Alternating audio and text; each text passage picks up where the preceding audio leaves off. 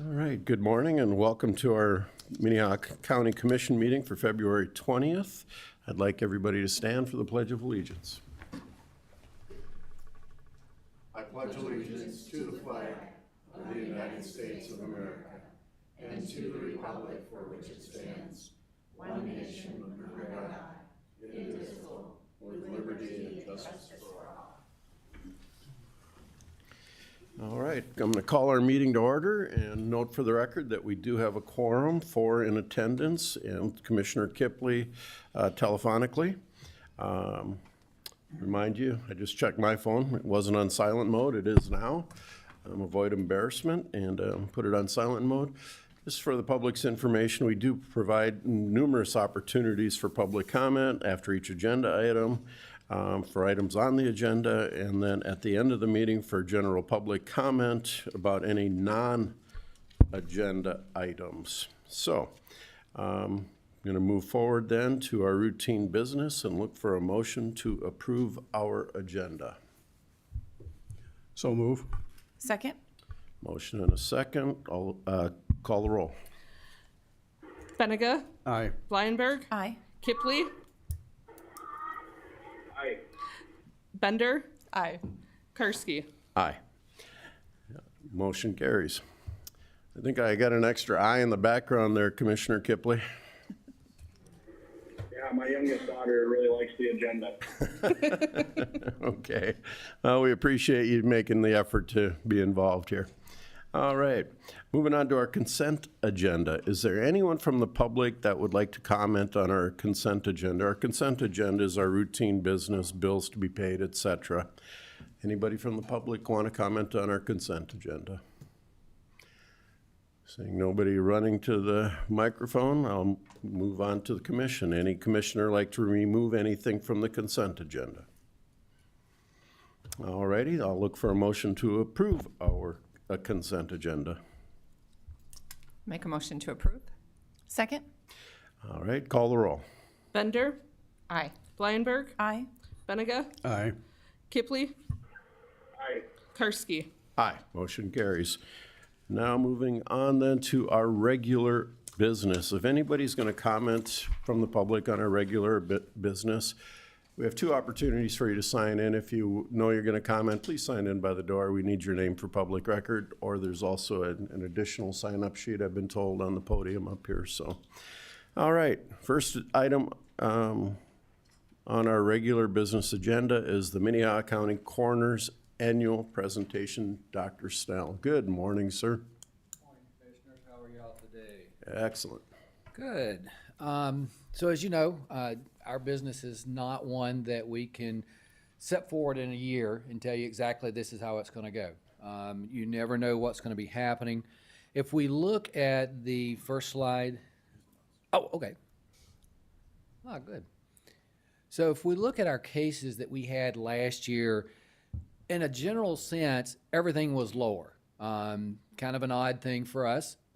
Being a bigger town and everything, we thought things would continue to go up, but as we see, we had a total number of cases reported down about 17%. The number of cases we actually accepted to work with was down about 2%. Those that we actually physically look at and examine was down about 6%. And even those that we accepted but did not look at. So when it says ME non-view, that means that's a case that we accepted. I'm going to do the death certificate, but I didn't have to look at them. There's adequate medical history or things are documented in the medical record well enough that I don't need to look at that individual. That was down as well. Now it does say DC kickback. What that means is we were not notified when this individual died. 99% of those occur in the hospital setting. A small percent occur in a hospice setting. And we find out later either by the funeral home or by the state when the physician tries to certify that death and it's deemed that it's a non-natural death and they can't certify it. As you can see, 50, that's about 4 a month. That number's not changed. It's pretty stable no matter what we do. The number of cases that we declined is dropped also about 40%. So if you look at our numbers, we've been in a slow decline since 2020. 2020 was a bad year. We had a lot. We're actually back to pre-2020 numbers, which is not necessarily a surprise. And if you look at those cases that are non-views, a little bit lower last year, but it is our second highest record number of cases when we look back over the history since I've been here. We've been shifting some things over to that non-view just simply because of us having so many other cases that we're doing, and also trying to realize, are we using the money the county gives us in the best interest by doing those exams and everything? If we then look at the cases that we actually do examine, the top 5 is drugs. The next is gunshot wounds. Next would be a combination of all the traffics that we look at. Ethanol or alcohol, that and hangings were equal. And then coronary artery disease, which is ASCVD, that would be a heart attack. So those are our top 5. Those numbers really don't change that much when we go from one year to the next. If you look at 21, same sort of ones. The only difference there was high blood pressure or hypertension was in there. If we look at the manner of death of those cases that we actually accepted to work with, as you can see, overwhelmingly, they're naturals followed by accidents. And then the next number would be suicides. Change over from what we accepted to what we actually examined. Again, natural by far and the most, but you can see that suicides jump up there. One of those reasons is we're always wanting to make sure that what we're seeing is truly a suicide and not something that's been staged to look like that. And also it helps law enforcement feel more comfortable, helps families feel more comfortable as to what we're actually talking about when we say that it is a suicide in there. If we look at our infants, always a number we don't want to look at. We had 7 last year. 2 of those were bed sharing with the parents. No matter how much training we try to do through the medical system, parents still are sleeping with their children, and we see that every year. One of those was a positional asphyxia, meaning the child was face down in the bedding, and then we did have 1 infant that was drowning. Now, notice it says 5 infants are undetermined. In the old days, you probably remember the term SIDS, or sudden infant death syndrome. We use a very tight definition for that, which means that everything has to be negative. The autopsy, the scene, the medical history, and everything. If at any point something shows up, we can't use that term. We use the term determined. And so for people to understand, about 80% of the infant deaths in South Dakota occur in an unsafe sleep environment.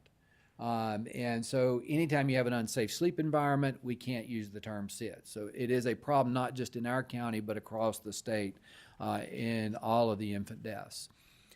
If we look at our examined natural deaths for last year, coronary artery disease was primary, followed by respiratory. Respiratory could be anything from a pneumonia to COPD, emphysema, to a pulmonary embolus, any of those or others, followed by high blood pressure, and then cardiovascular other would be like an aortic, your aorta rupturing, aortic dissection that ruptured, or an aneurysm somewhere that ruptured. That's usually what we would fall underneath that. If we look at the accidental deaths, now there's a typo here. It was not 21-22. I didn't go into the future for that. That should have been 2023.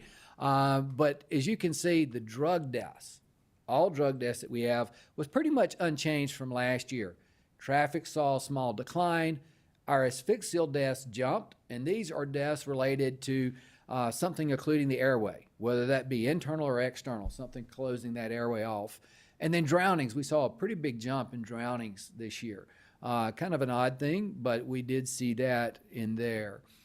If we look at the drug deaths, now as I mentioned to you, if you go back up here, drug deaths are pretty much equal. If we come here, this is a running tally looking at 2011 to current. The big thing that should jump out to everybody is fentanyl is still very prominent. We did see a decline in methamphetamine. I'm not quite sure why we saw that decline, but it's good that we did. But note that the other drugs, these are not your 4 main drugs. We did see a small jump in that. So fentanyl is still a problem for us. As you can notice, heroin, we really have not seen that since 2018, so that's a good thing. Now, please understand, this does not mean these drugs are not in Sioux Falls. This just means these are the people that died from these drugs that we're seeing here, okay? I do want to make that mention. Suicide deaths. It was a bad year. We had 37 compared to 25 in previous years or last year. The comment that I always get is, Are they prominent around the holidays? As you can see, May and September, there were 7 in each one of those months, tends to follow our trend. We tend to see higher numbers in the spring and the fall, but not over the holidays. And as you can see, the holidays really aren't even showing up in these. So that's important.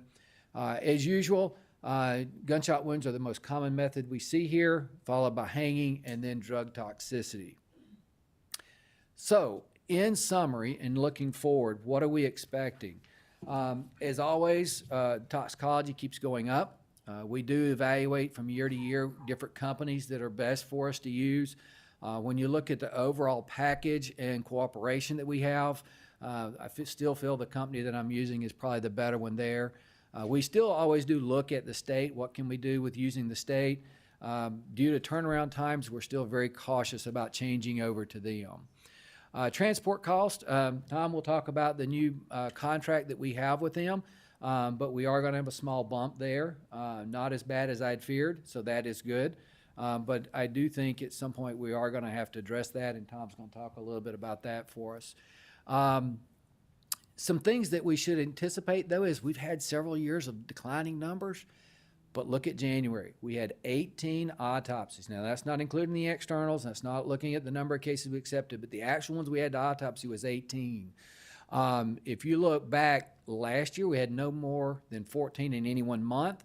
And also, if you look at this, we really, in record, since I've been here, there's only been one other year January was that bad. That was 2016. So if January holds anything for the future, this year could be a very busy year. I'm hoping not, but as I said before, you never know what's going to be happening, and so it's hard for us to predict what we're seeing. Those of you who paid attention to the news, you know, we've had a couple of law enforcement officers die in the last month, and so you never know when something like that can occur here. So I'll open it up to questions. Questions for Dr. Snow? Commissioner Bender. Thank you for being here and for the work that you do. I'd like to kind of revisit one of your previous slides where you talked about the number of deaths related to infant deaths related to unsafe sleep environments. Yes, ma'am. Can you just help us to understand exactly what you mean by that term, unsafe sleep environment? Yeah, so the Academy of Pediatrics has set aside what they feel is a safe sleep environment. First thing is they must be on their back until they're able to turn over on their own. Second, they should be in a crib or a surface that is a very firm surface that can't indent. So if you could put your hand there and your whole hand sink down into it, that's too soft. You could have a fitted sheet on that mattress, but nothing else. So you can't have blankets, toys, anything else in that crib. Next should be that child should not have any blankets. You can swaddle them up until they're able to move around their own, then no longer swaddle them. You can put them in one of those blankets that hold them tight. There's a new crib that's out that actually has a little pocket in them that you put them in and they can't roll around in that. You cannot take them into any environment with another individual in their first year of life. So they can't bed share. So you hear people talk about co-sleeping versus bed sharing. Let me define that for you. Co-sleeping is we're in the same room. Perfect, first year of life, actually recommended. Bed sharing is we're on the same sleep surface. So going to sleep on the couch with your infant, going to sleep in the recliner, going to sleep in the bed, all of those are bed sharing. All of those increase the risk of a sudden infant death. And so those are the safe sleep environment that we look for. Putting a child to sleep with a bottle, no. Letting a child go to sleep in a car seat, no. You have to make sure that they meet these things. And so we look at each one of these deaths for what is that sleep environment. And we've actually do get a few of these where the sleep environment's okay, or very close to being okay. But most of what we see is not. All right, thank you. I think that's helpful for everyone to understand. Yeah, and like I said, pediatricians do their best to go over that with individuals. I know that mothers, when they're discharged, get a little comment about it, but there's so much they're being inundated with, it's hard for them to always get enough of that. But we do see, unfortunately, like I said, in South Dakota, about 80% of our infant deaths are associated with an unsafe sleep environment in one shape, form, or fashion. So, Other questions? Well, first of all, I appreciate the reminder. Unfortunately, our family's been through one of those, and it's not comfortable, to say the least, even if it's happened many, many, many years ago. But my question is, how many times are you asked to appear in court? What I would say is that on average, now, I don't separate this county from all my counties that I serve, okay. okay? But on average, about 24 times a year. Wow. In this county, predominantly it's grand jury. We don't go to court as often, which for me is fine. But I do a lot more grand juries here. But in total, about 24 times a year on average from year to year. And I'm fortunate, a lot of the outside counties that I serve will allow me to do grand jury by phone or video. So I'm not out of the office that much. Courts, we're not there yet. We're still trying to get the courts to where we could do some of that. I have had a couple of cases out of Rapid City where I've testified for federal court in Rapid City by video, so I didn't have to drive all the way to Rapid City. So, you know.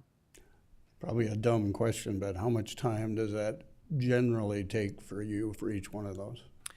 So if you look at the time on general, not including driving time, of course, most of the time in courts, I am at the courthouse for about an hour.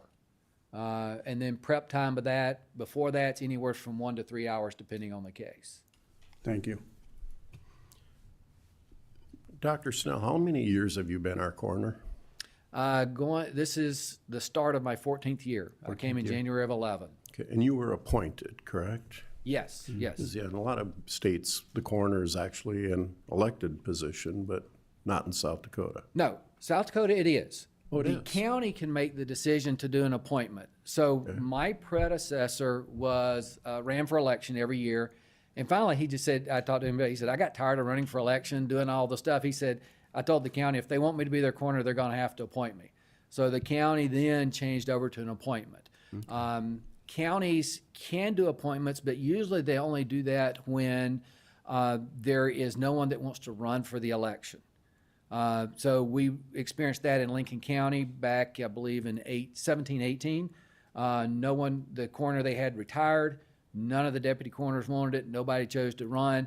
So they appointed me to serve in that position there. We see that in other counties where the coroner retires, nobody wants to run for it, so the county appoints somebody. But technically, by state law, it's still a elected position. But there is that clause that you can't appoint. Okay. But you're right, most coroners in most states are elected officials. But states that have a medical examiner system, most of those are appointed individuals by whoever's office it is, whether it be a city, county, or state office, they're appointed. I appreciate the civics lesson. Just one other thing. You think there's any correlation between the increase in deaths in presidential election years 2016? I'm being facetious. Thank you for laughing. But if you have a comment, I'd love to hear it. Well, no, I think it's with anything else. Anytime there is unrest in in society in general, you'll see an increased number of deaths for whatever reason. Take a look with COVID. I mean, why did we have such an increased number of deaths? The COVID deaths weren't affecting me because I didn't have that many COVID deaths. The hospital did, but I didn't. But yet I had my worst year on record. Why is that? I mean, it's unrest in society always results, for whatever reason, in an increased number of deaths.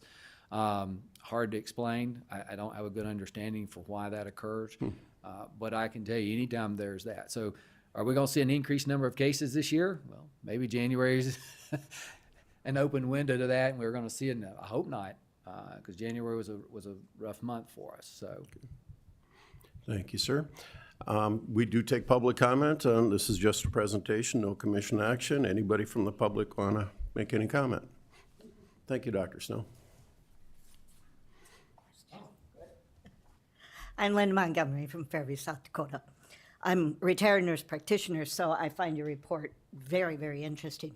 My question is, did you, from the 2020, 21, 22, 23, did you note if those persons were vaccinated or not vaccinated who passed away? Thank you, ma'am. Yeah, so the question is looking at vaccinations, and I'm assuming you're talking for COVID vaccination? Yes, ma'am. So she's asking about COVID.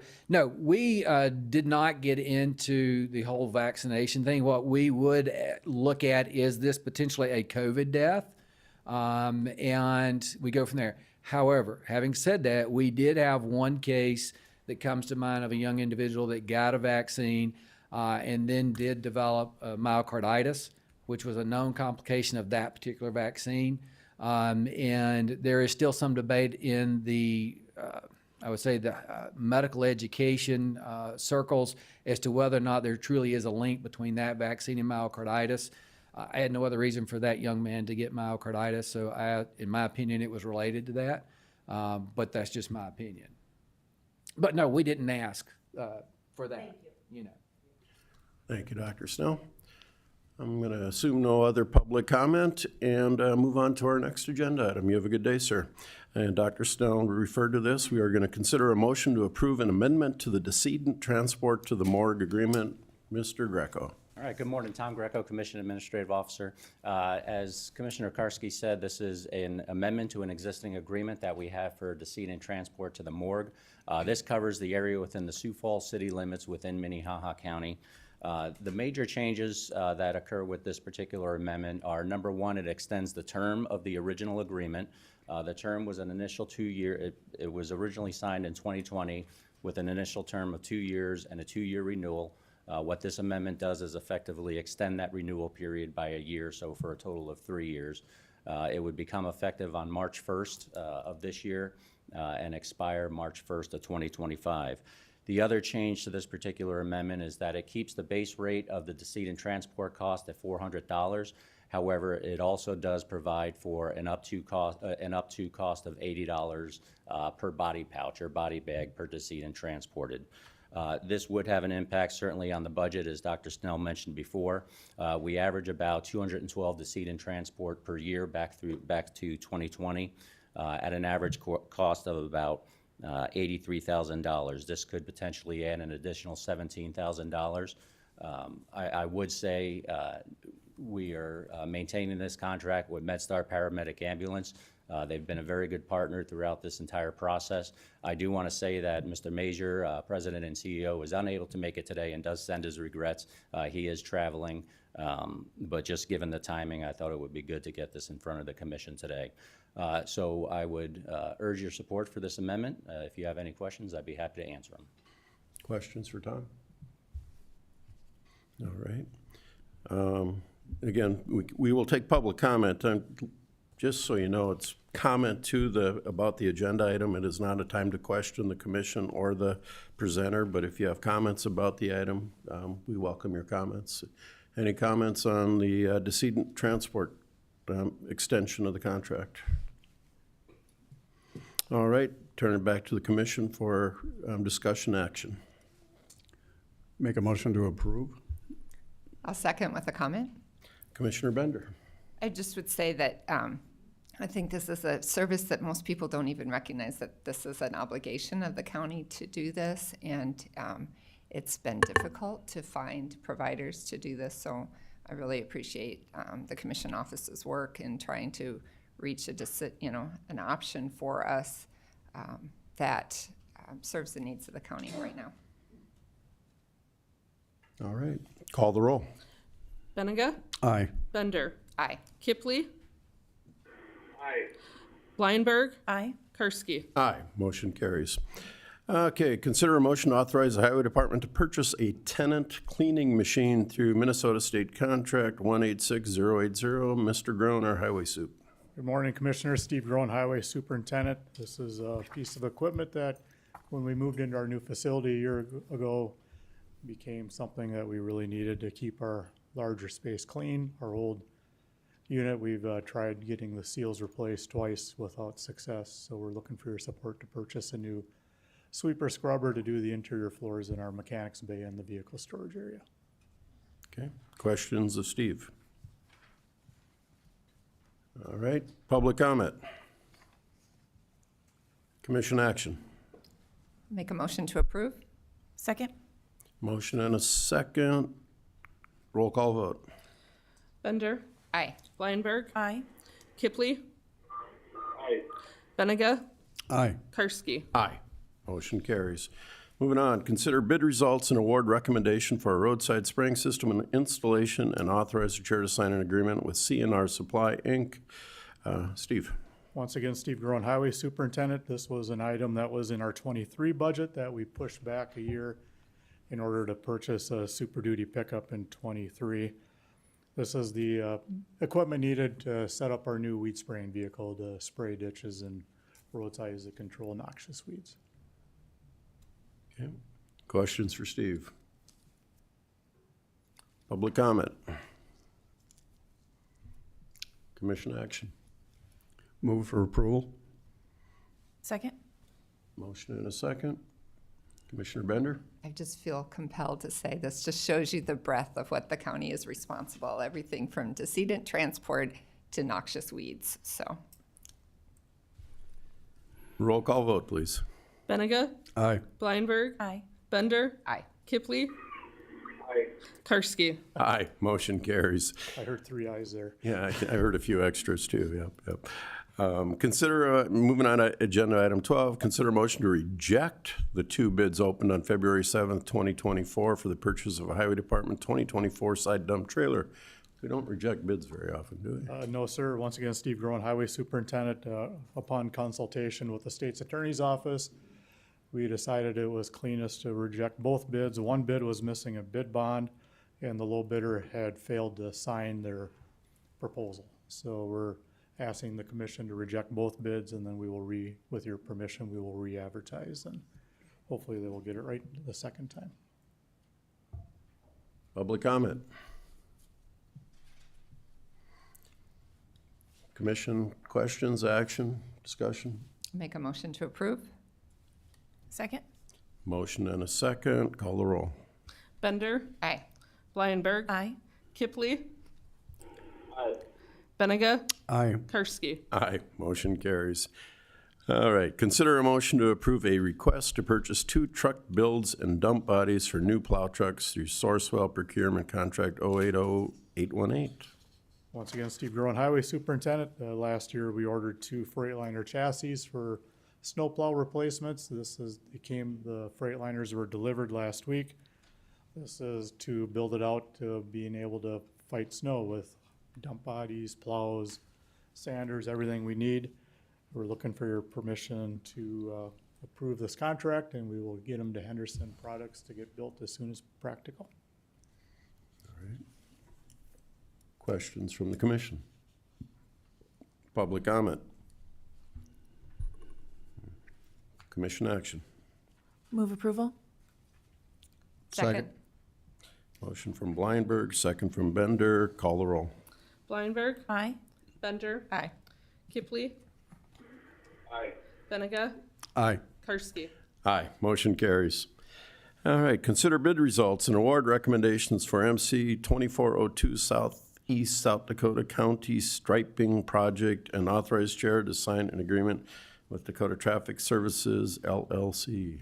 Once again, Steve Groen, Highway Superintendent. In the past, the South Dakota Department of Transportation has done all the pavement markings for the counties. In discussions with them last year, they had issues getting contracts out on a timely basis. In '22, we actually didn't have any of our roads striped because of delays in Pierre.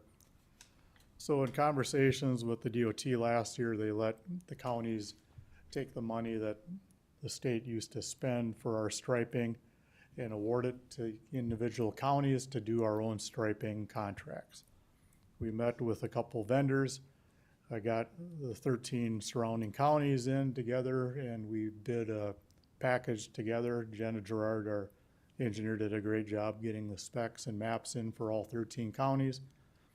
So this will actually be quite a win for each county. We're gonna save about $70,000 handling it ourselves instead of going through the state, just because based on state specifications for high build paint, we paint every year. We don't need what they call a high build paint. We just need a standard paint. So there's a lot of our cost savings right there.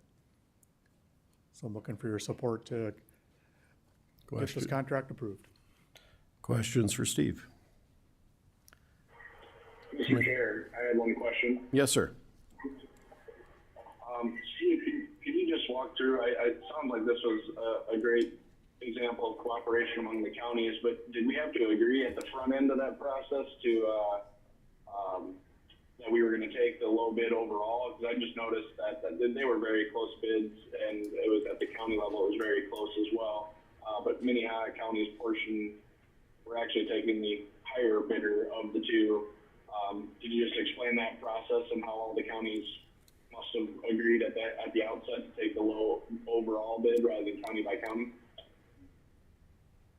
Yeah, the way the bidding went out, that was for a complete package for the price for all 13 counties. And all the counties agreed that each county would enter in their own contracts based on the low bid for the group of the 13. So on an individual basis, it could be higher, but the overall was Correct. less. Okay. Yep. Does that We're all- answer your question, Commissioner Kipley? Yes, thank you, Mr. Chair. Commissioner Bleinberg?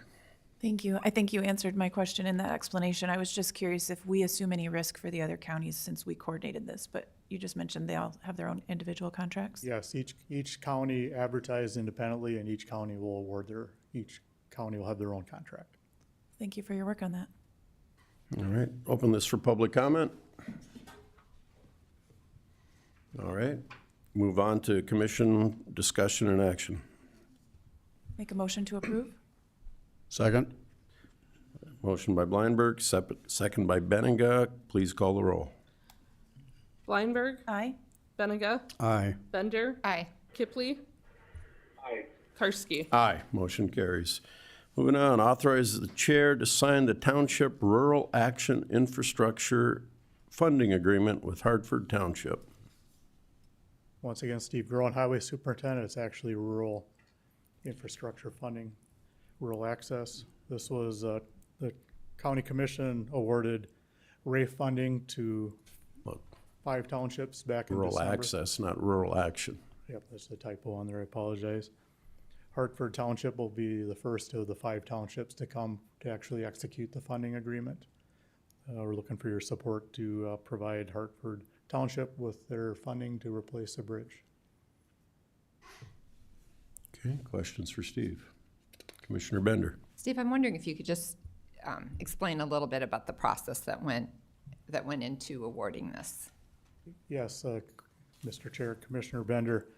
The townships that have met certain criterias for opt-outs and funding are eligible to submit applications. The first thing they're required to do is to submit a 5-year plan in August, and then an application in October. We then score the applications similar to how a big bridge improvement grant funding goes, and then we rank to make sure that they meet all of the criterias, and then we bring them to the commission for approval. And one Commissioner follow-up. Bender? And it's state money that the state has tasked the counties with administering, is that correct? That's correct, Mr. Chair, Commissioner Bender. There's an annual distribution. Last year, Minnehaha County received $489,000 to award RAFE grants. We did not award that much, so there will be more available for this fall's awards, and we anticipate getting an additional $450,000 in state funding this year based on legislative action. But it is completely state money. County only administers the funding. Thank you. Other commission questions? Commissioner Bleinberg? Thank you. I'm just curious what the opt-out, do you know what the opt-out requirement is for the townships? They are required to have an opt-out on their books. Okay. Thank you. And a wheel tax, I believe, countywide, correct? Yes, the county needs to have a wheel tax. Yep. Okay. All righty. Moving on then to public comment. Anybody here from the public like to comment on this agenda item? All right. Commission action discussion. Make a motion to approve? I'll second. Motion by Bleinberg, second by Bender. Please call the roll. Bleinberg, Aye. Bender, Aye. Kipley, Aye. Benega, Aye. Karski. Aye, motion carries. All right, continuing on with the Highway Department show. Authorize the chair to sign an agreement with JSA Engineers and Land Surveyors for construction administration on project MC 1710 Highway 149, 2024 grading. Obviously, spring's a busy time of the year for Highway Department. Yes, sir, I promise this is the last one for today. Once again, Steve Groen, Highway Superintendent. This is our project, phase 2 of 3 years' work on Highway 149 south of Colton. We're having the pre-con construction this afternoon, and this is to award JSA Inc., the construction administration contract to oversee the project for Minnehaha County. Questions for Steve? Public comment? All right, commission action. Make a motion to approve? Second? Motion by Benega, second by Blindberg. Please call the roll. Benega, Aye. Blindberg, Aye. Bender, Aye. Kipley, Aye. Karski. Aye, motion carries. All right, thank you, Steve. Consider a motion to approve the Minnehaha County Employee Handbook updates. Good morning, Carrie. Good morning, Carrie Deaver from Human Resources. 2 weeks ago, I presented on a couple of changes that we're proposing to our employee handbook, and today I'm asking for formal approval. Just as a quick recap, we're asking for updates to 2 of our handbook sections on accommodations. The first is on disability and the other is on religion. We're also asking for an update to our holiday section on Christmas Eve. Just as a reminder, there's no proposed change on benefit level. It's just on language to make it more clear. We're also asking for an update on a workers' compensation section. That's to clarify taxes and how we coordinate the leave payments with that. And we're also asking for an update to 12.0 on our drug-free workplace. As a reminder, that one has to do with THC and products that can be legally obtained, to make sure our staff are aware that even if it is legally obtained, it might have ramifications in the workplace. We're also asking for updates to or new sections for the handbook. One is on pay transparency, and the other is on animals in the workplace, so that our employees are aware of our guidelines on animals at work. Any questions on those? Questions for Carrie? I guess I have one. Carrie, if this is approved, when would it become effective? We're asking for it to be effective tomorrow. Immediately, okay. All right, public comment.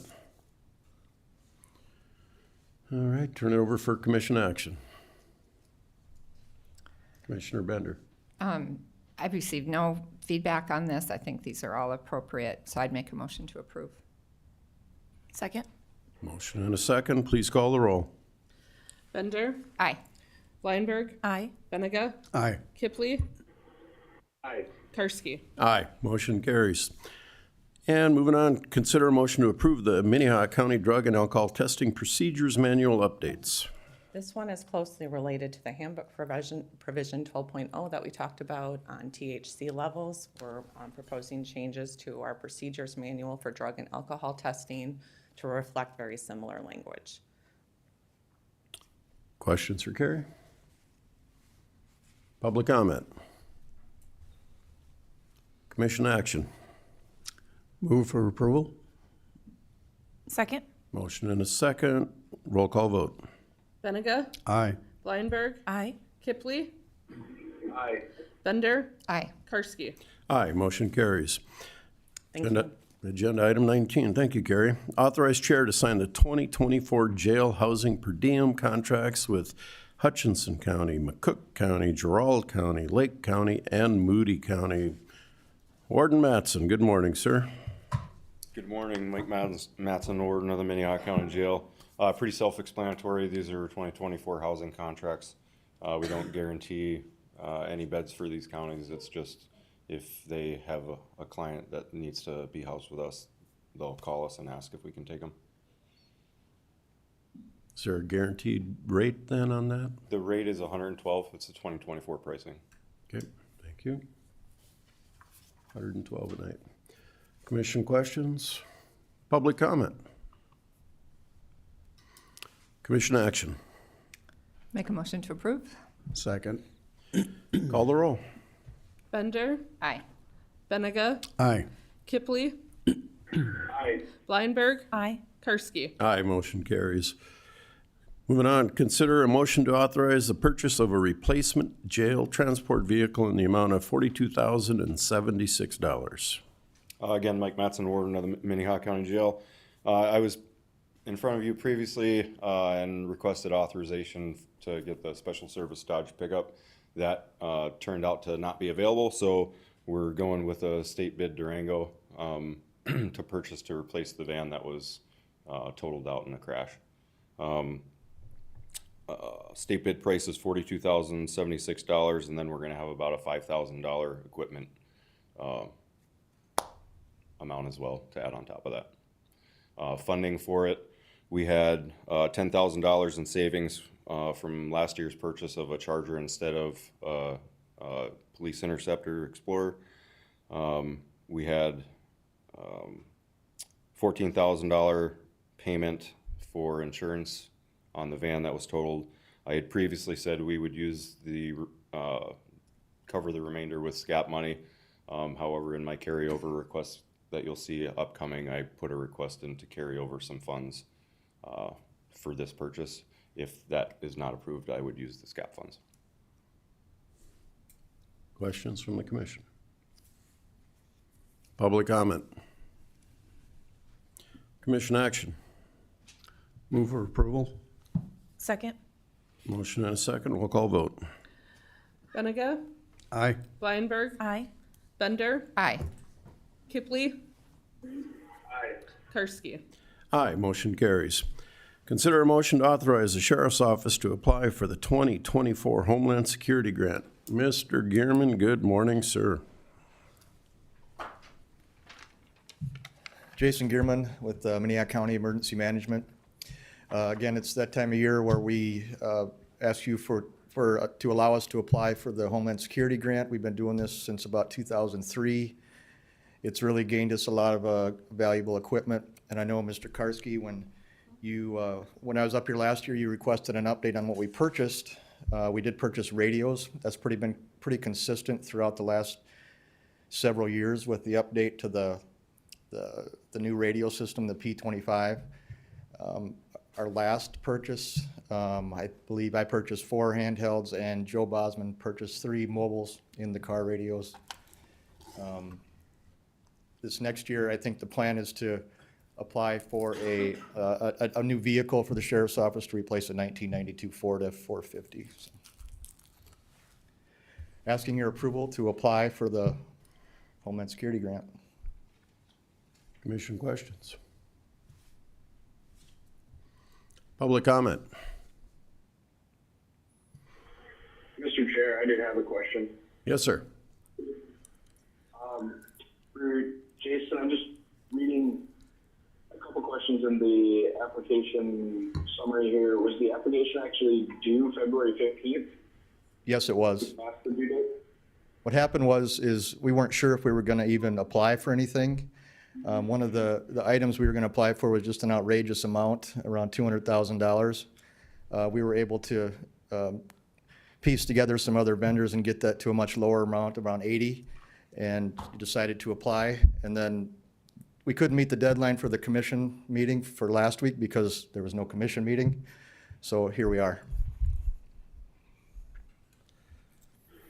So to clarify, are we just ratifying it after the fact? I'm sorry, I didn't catch that. Are we ratifying the contract after the fact? We haven't, this is to apply for it. We may not get the vehicle. I would come back and do Joe Bosman or I would come back and do the normal commission procedure to purchase a vehicle if we were approved for the funding. But the application deadline has passed. Yes, it So was are the we going to be 15th. submitting after the deadline date then? I believe Joe has already submitted it. And if it's not approved by you guys, we just withdraw it. Okay. Answer your question, Commissioner.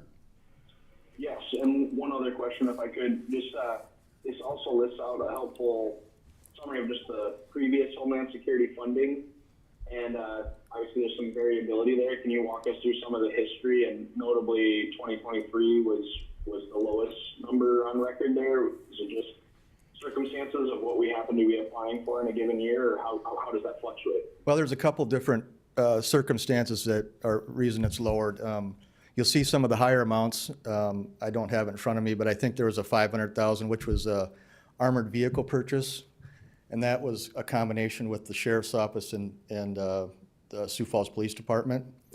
And the last couple years, 2021, I think in 2022, we quit combining with the Sioux Falls Police Department due to the rules and regulations with the finance. Normally, if we purchase something for them, I would write the grant for them, purchase it, and then we would turn it over to them through a transfer process. Well, that process isn't allowable anymore.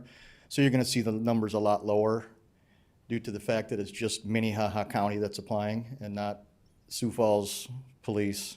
They're gonna do their own. I don't know if that explains it or not. And the other is, you know, we've been putting in for radios. Initially, we needed a lot of radios. So we've been kind of gradually piecemealing that together. And then this is the last year for the radios that we're up to where we need it. So we're not gonna be purchasing radios anymore unless it's absolutely necessary. So. Thank you, Jason. Thank you, Mr. Chair. Other questions? All right, commission action. Make a motion to approve? I'll second. Second. Motion by Blindberg, second by, I'll give it to you, Commissioner Kipley. Roll call vote, please. Blindberg, Aye. Kipley, Aye. Bender, Aye. Benega, Aye. Karski. Aye, motion carries. I just want to assure or let everybody know, it's obvious that Commissioner Kipley is traveling. He has assured me his wife is driving and he's riding in the passenger seat, so if anybody's wondering. All right. Authorize the chair to sign the 2024 agreement with the Center for Family Medicine for professional medical services. Jamie Gravitt. Good morning. Good morning, Jamie Gravitt, JDC. This is our yearly contract with Center for Family Medicine to provide physicals for our youth that are stay with us longer than 7 days and we can't track down a recent physical. This is the first increase since 2013, where this year we're going from $77 a piece to $110 a piece. I'd ask for your approval. Questions from the commission? Public comment? Commission action? I would move for approval. Second? Motion and a second. Call the roll. Benega, Aye. Blindberg, Aye. Kipley, Aye. Bender, Aye. Karski. Aye. Motion carries. Agenda item 23, authorize the chair to sign an agreement with Lutheran Social Services for the 2024 Evening Report Center Services. Jamie. Jamie Gravitt, JDC again. This is our annual contract with the Lutheran Social Services to provide evening report center services. The evening report center is an alternative while court is still going on for youth where they might not have as much supervision in the evening or need some extra help in different areas. The center will pick them up from school, take them to their center, feed them, give them homework help them find jobs, all kinds of social skills lessons, and then they deliver them back home by about 8:30 at night. It's been very successful for us. A lot of times kids will ask the judge when they're being disposed of if they can continue in this program. So we would appreciate it if you would approve this program for another year. All right, question from the commission. I have one. When you say, are they housed with you or are they? No, I'm sorry. These are kids that are out in the community awaiting their court process to be completed. Okay. Many of them will be on our community supervision program. So it's just to fill those most unfilled times in the day because they pick them up from school, get them home early in the evening. It's to fill time and keep them busy and provide services that would help them in the future. So you're the accountable party for what's happening for these kids that are probably within the judicial system waiting. Correct. They're Whatever still predisposition, which means they've been charged and they're going through the court system, but their case hasn't been finalized yet. Okay, and their crimes aren't of the level where there's concern for public safety, that type of thing? a judge has determined that they should be in the community, continuing in the community, they're not as high a risk of reoffending or dangerous type crimes that they're involved in usually. Okay, thank you. Commissioner Blindberg? Thank you. I was just curious, two questions. If you could tell us on average how many youth we have taking advantage of that at a time? They can serve 6 kids a day. So sometimes they won't all go every day. So it varies from 6 to 18 usually, because they'll alter days on youth that are in the program. Okay. And then I noticed it operates 6 days a week. Is it evenings only? The Saturday's more in the afternoon. Okay. In the summer, it's more of an afternoon type program as well. Okay. And then if I could add one more follow-up question. After the court date, if they are granted approval to continue, does that still fall under our contract or does? No, they do have a funding through the United Way to continue a post-dispositional program. That's a volunteer program at that point. But that's totally separate from the county. That's not our responsibility. Okay, thank you. Other commission questions? Public comment? Commission action? Move approval? I'll second. Motion and a second, call the roll. Blindberg, Aye. Bender, Aye. Benega, Aye. Kipley, Aye. Karski. Aye, motion carries. All right. Authorize the chair to sign the 2024 agreement with the Southeastern Behavioral Health for QMHP services. Jamie, what's QMHP? Qualified mental health professional. Thank you. Basically, we do a suicide risk inventory on all our youth as they're admitted to our facility. If they score certain levels, we ask them to come and visit with the youth and provide acute needs services until the crisis has passed. It also can be a situation where a youth becomes suicidal once they're in our custody a longer period of time. Something may happen within or outside the facility, and they need assistance with stabilization. Question from the commission. If I may, are you able to share, Jamie, the percentage of the youth that are in your facility who have some level of mental health diagnosis or issues? I don't have the exact number. If I were to take Percentage-wise? roughly 80 to 85%. 80 to 85. The amount of youth that are on medications for mental health problems is very high. Thank you, Jamie. All right, public comment. Commission action. Make a motion to approve? Second? Motion a second, call the roll. Bender, Aye. Benega, Aye. Blindberg, Aye. Kipley, Aye. Karski. Aye, motion carries. All right, thank you, Jamie. Yeah. Consider bid results and award recommendations for sealant replacement at the county jail and authorize chair to sign an agreement with Mid-Continental Restoration Company. Mr. Kranz, good morning, Mark. Good morning, Commission. Mark Krenz, Facilities Director. On February 14th, we opened bids for the jail sealant on the Minnehaha County Jail. This project consists of the removal and replacement of the sealant around the windows and the precast panels on the existing jail. We received 4 sealed bids. Mid-Continental Restorational Company submitted the low bid of $182,105. Completion date for this project is August 1st, 2024. Are there any questions? Commission questions? Commissioner Bender. I just would like a little bit of clarification. Is this just for the original jail, not the new jail addition? Correct. We'll stop at the 5th floor where the the expansion meets the existing building that was put in around 2001. Okay, thank you. Public comment. Commission action. Motion to approve? Second? Motion and a second, please call the roll. Blindberg, Aye. Benega, Aye. Kipley, Aye. Bender, Aye. Karski. Aye, motion carries. All right, Page 4 of our agenda. Consider bid results and award recommendations for the Sheriff's Radio Equipment Structure Project and authorize the chair to sign an agreement with Lloyd Construction Company. Again, Mark Krenz, Facilities Director. January 24th, we opened bids for the Minnehaha County Radio Equipment Structures Project.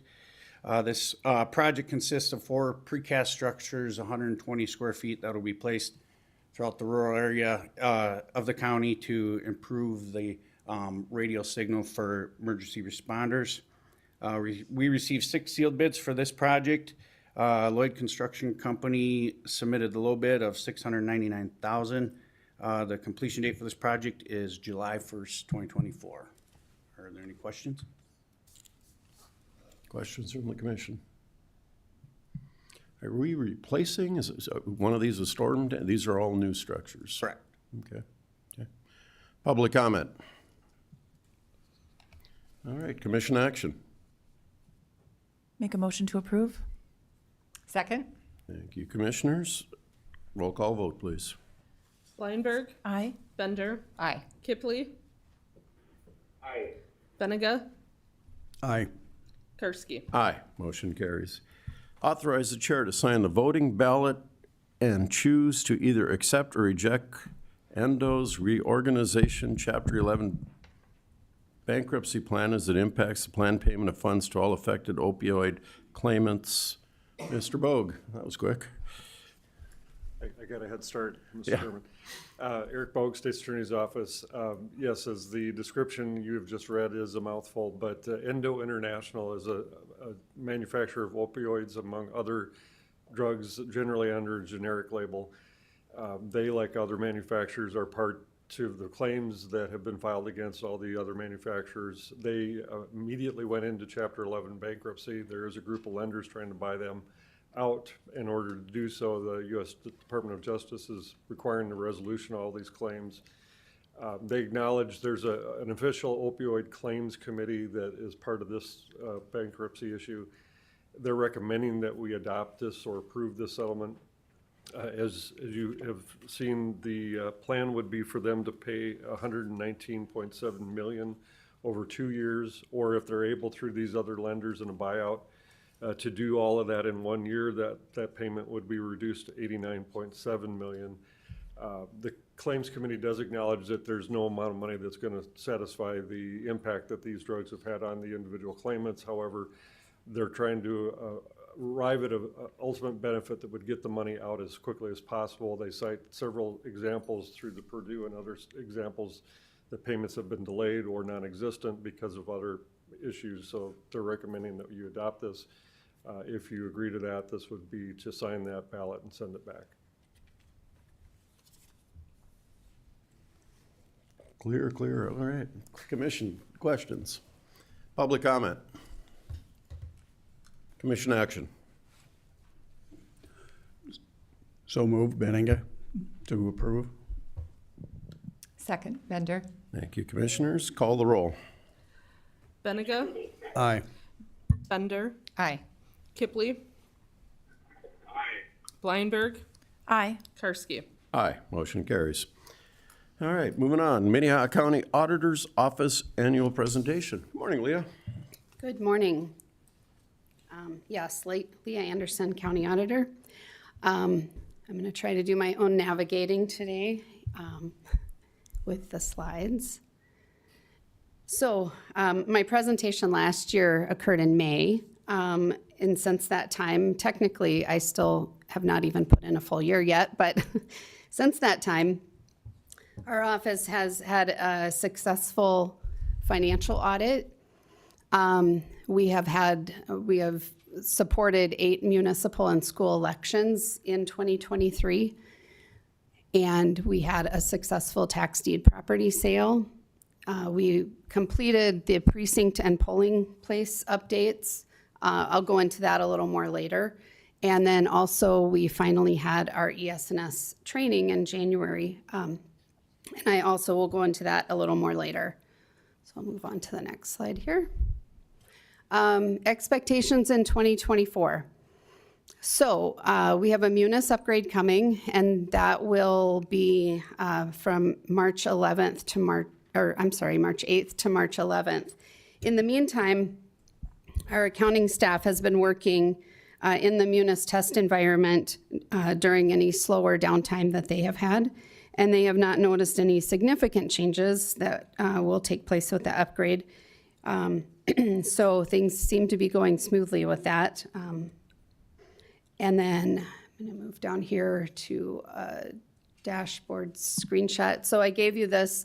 This is a dashboard for some of the accounting related items and also other items in our department that is put together every month. It's a good way for us to see how things are going. And then I know, Dean, we share this with you on occasion, and anytime anybody wants to look at this, they're welcome to. Other expectations, we're working on the 2025 budget process. One word that I just got last week was our actual CPI, which is the Consumer Price Index. The actual is 3.8, and that's where for property tax increases, we are limited to the 3% CPI. I know in 2022, that number was in the 8% range. So it has come down some, but we still have a compounding effect with that. Here's another slide that I put together to show kind of what that's looked like in the past. So that'll be important to keep in mind when we work in the budget process coming up. We also, just a reminder, ARPA funds have to be obligated by the end of 2024. And some other upcoming items are elections. When I made the slide, I wasn't aware that we also have Del Rapids School Board that will be on April 9th. So we have the City of Sioux Falls and the Sioux Falls School Board, which we help more in that election than we do other municipal and city and school elections. City of Crook, City of Colton, Del Rapids, those will be April 9th. So we will be supporting those elections as well as our big city and Sioux Falls election. We have the primary coming on June 4th, and November 5th is the general election.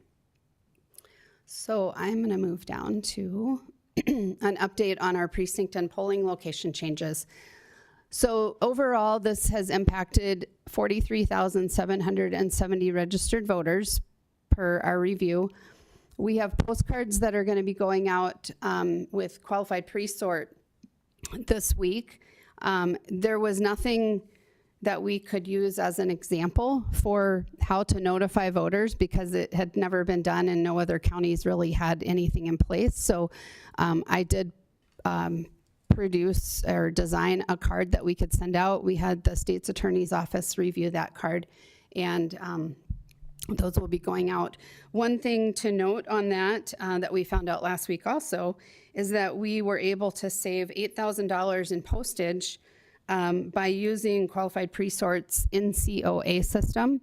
So they go through and they verify addresses. And then as those addresses are verified, we get a reduced postage rate for those. The ones where we did find an address change, we're not allowed to change those addresses, so we did have to pay full postage on those because they have to go to the address that we have on file for the voter. Thankfully, or hopefully they will update their voter registration information when they get those postcards. So those will be forwarded. Commissioner Karski, if I could just ask a question. So I really appreciate you doing this, and this does affect a lot of people, and so any information we can provide to them is great. You don't happen to have a copy of the postcard with you, do you? I just thought I it might do be. not have a copy of that postcard with me right now. Okay. I can certainly email it. It's going to have, on the back side, it has their name, their party they're registered as, their district, their precinct number, and their polling location. And then at the bottom of that postcard is going to have a link that if they need to update their information, it will take them to the voter registration form. Okay. And is it going just to the voters who are going to be at a different polling location than they were previously? So these cards are going to that 43,770 registered voters that specifically had a change. So they may have had a change in polling location, they may have had a change in their precinct boundary, or they may have both. Okay, so it doesn't necessarily, if I get the postcard, doesn't necessarily mean I'm going to a new location to vote, but Not I should necessarily. pay attention to that postcard. Yes. Okay. Another thing that we added, and this was from when I think, Dean, you were the one that asked about a GIS interactive map that we could use for voters to access. I'm going to see if I can get to that. That's not the right one. Okay, so that link that I had up on the screen in my PowerPoint would take you to this website. And then you'll notice on this website, this is for the public to use, it has the voting precincts and polling locations. And then there's a message that if they click anywhere in that map in their area, it will tell them where their polling location is. So this is something new that we haven't provided to the public in the past. But I'm going to close this. And so for instance, you can zoom into this map. And if you kind of know by looking at the main streets where you live, you can, I'm going to just go to my area here. So for instance, I'm in 22. And if you click in 22, it will tell you your polling location where that is at. So this is just a new feature that we're adding to our website. Any questions about that before I go back to the slides? A comment, if I could. I followed the link from your presentation, and so I confirmed my polling location. Okay. But I also appreciated that we got the little slip in our property tax bill. Sure. So I'd already looked it up prior to that too when I received that. So does everyone receive that slip in their property tax bill regardless of if they're impacted? Yeah, so that was our first way to try to communicate with the voters that we did have changes coming up. So that slip that we included in the property tax statement, that was something that we were able to do pretty much at very little cost. And that went out to every property owner. So we knew it wouldn't cover necessarily every voter because a lot of people rent.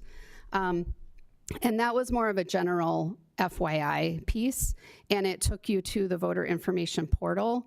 So we were just trying to help get the word out that people can go to that portal and check of where they need to vote. So it would give their precinct. That also will come in handy closer to the election because you'll be able to view your sample ballot. So we were just hoping to get the word out about that. Also, the city is doing a mailing as well because these changes have affected the voters for their upcoming election.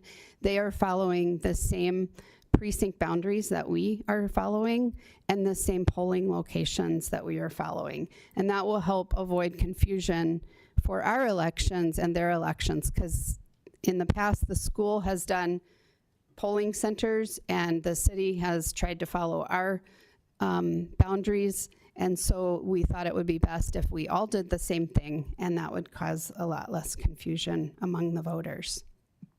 Well, thank you for that. I thought it was a good use of resources since we were mailing those out Yep. anyway. Yeah, so we didn't have any postage on that. I also created that that mailing, so we didn't have any design cost or anything on there, so. Thank you. Okay. Other questions, or should I move forward? Okay. I'm gonna go back. Oh, I can't see that one because, I think the tab on top. oh, I was gonna go back to here. There you go. Eric's head was in the way. That's okay. No, you don't have to move. I can see that side better. Okay, so so that's kind of where we're at on the precinct and polling locations. So then the next, I guess, big item, and this will probably take up a lot of the rest of the presentation. I guess this is what everybody's more interested in. We did have our ES&S training. I was hoping for that training to occur in November because I wanted to have adequate time to do some research and, understand our system well. That training was pushed out, so that occurred on January 11th of this year. ES&S was gracious to allow the public to participate. I put a notice up and posted the agenda so that the public was able to attend, and they were encouraged to participate. Initially, I had announced to the public that they should not ask questions to ES&S, but ES&S was very willing to answer their questions and let them fully participate, just as we did as employees. So they were very gracious to offer that. In that training, we went through just about every aspect of the equipment and the items that we have here in the county.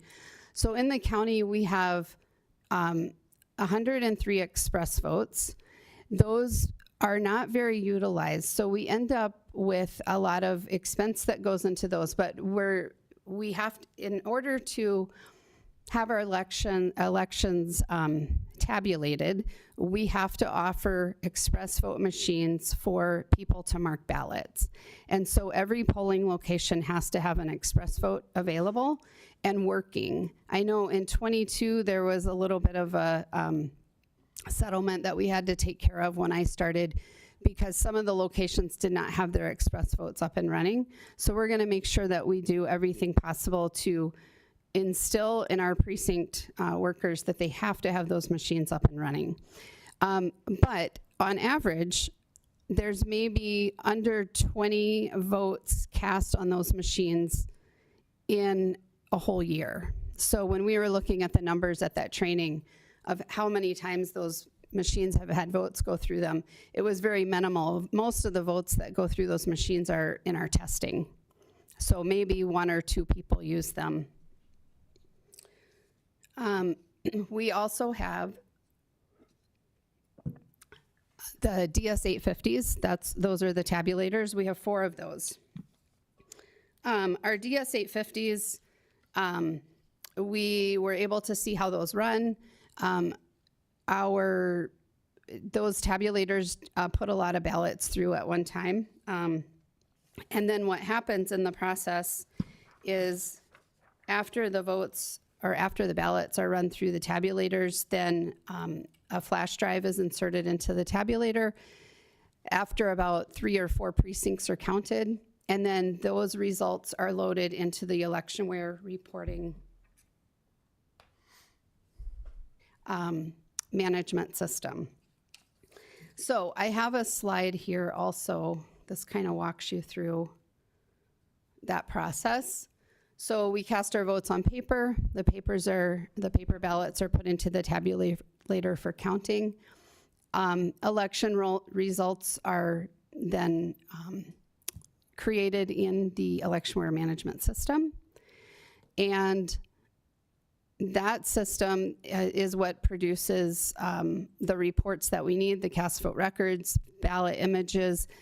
Over the past several years, the ballot imaging has been turned off on those machines, which we've found through conversation with ES&S that, and through the Secretary of State's office, that the cast vote record and the ballot image is necessary for proper auditing. Go ahead. Well, I'm trying to figure out what the point of this slide is. What is it? What is our takeaway from this slide? It's showing you the process of what happens as the votes go through as the ballot goes through the system. This is the process of missing on this slide about like what happens before the ballots go and the training that happens to the workers and there just seems to be a lot of the election process and the checks and balances that are in place and the training of the people that are missing from this slide.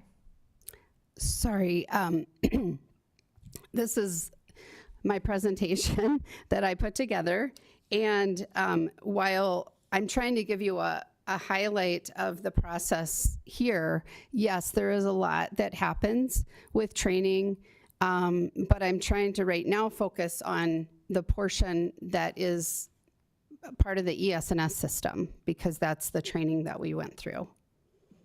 I'm just afraid that this would be misleading to people looking at it. That's why I was trying to understand what you were trying to tell us, because it looks like you're trying to show us the election process. And if that's what this was about, it just seemed to be really misleading to me. I am on this item right here about our ESNS training.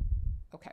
So that's why I have this slide, which shows the process of what happens with, this is what we walked through in our training. Okay. I can talk about those items as well if you'd like.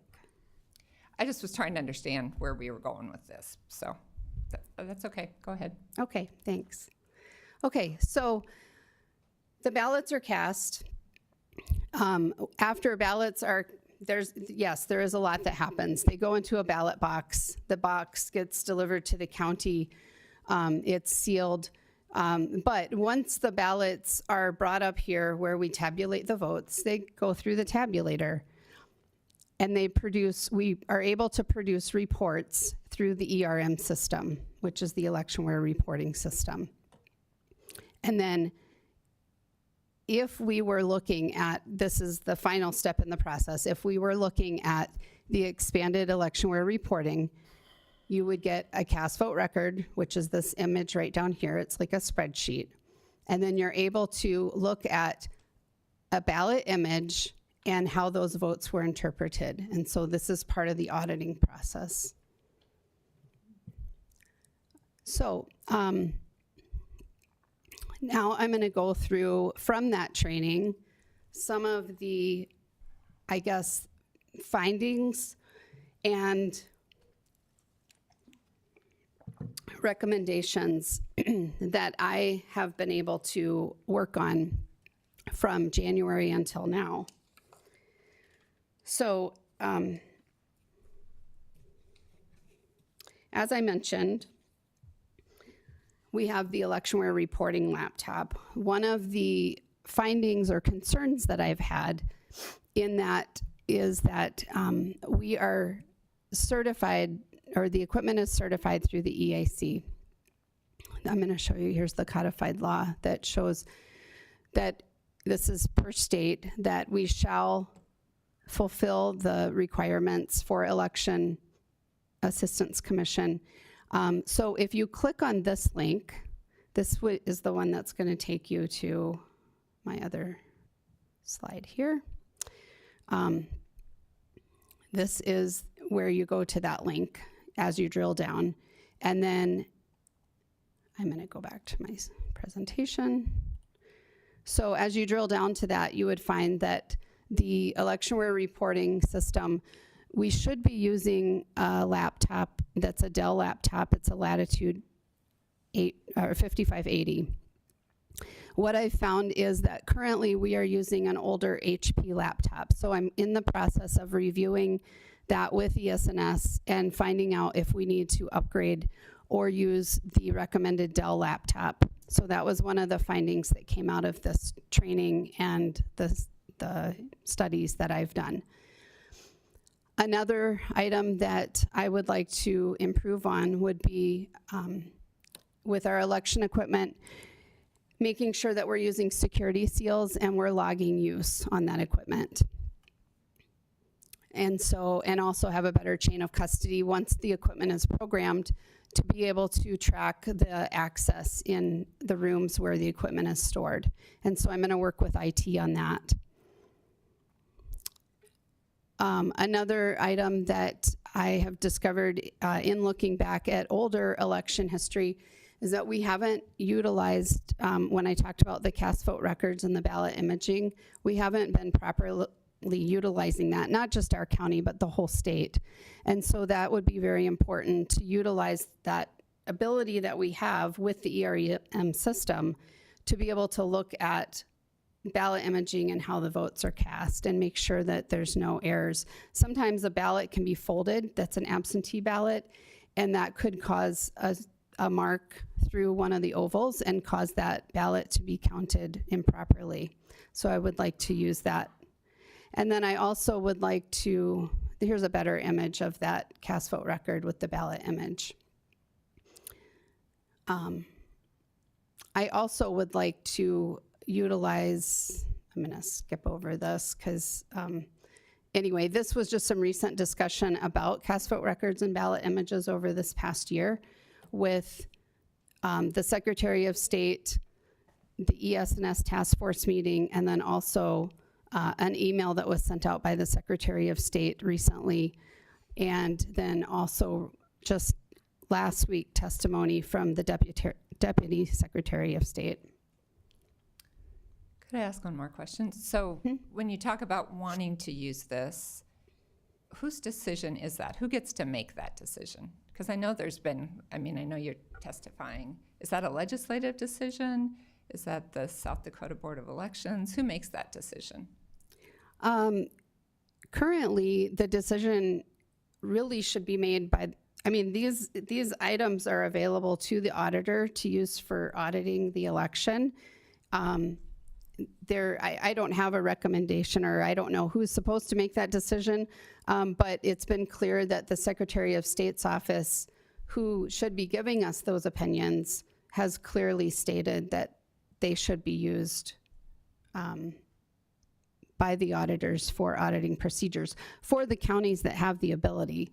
Only 4 counties in our state have the ability to use these records and as audit procedures, because there are only 4 counties that have the ERM laptop and software.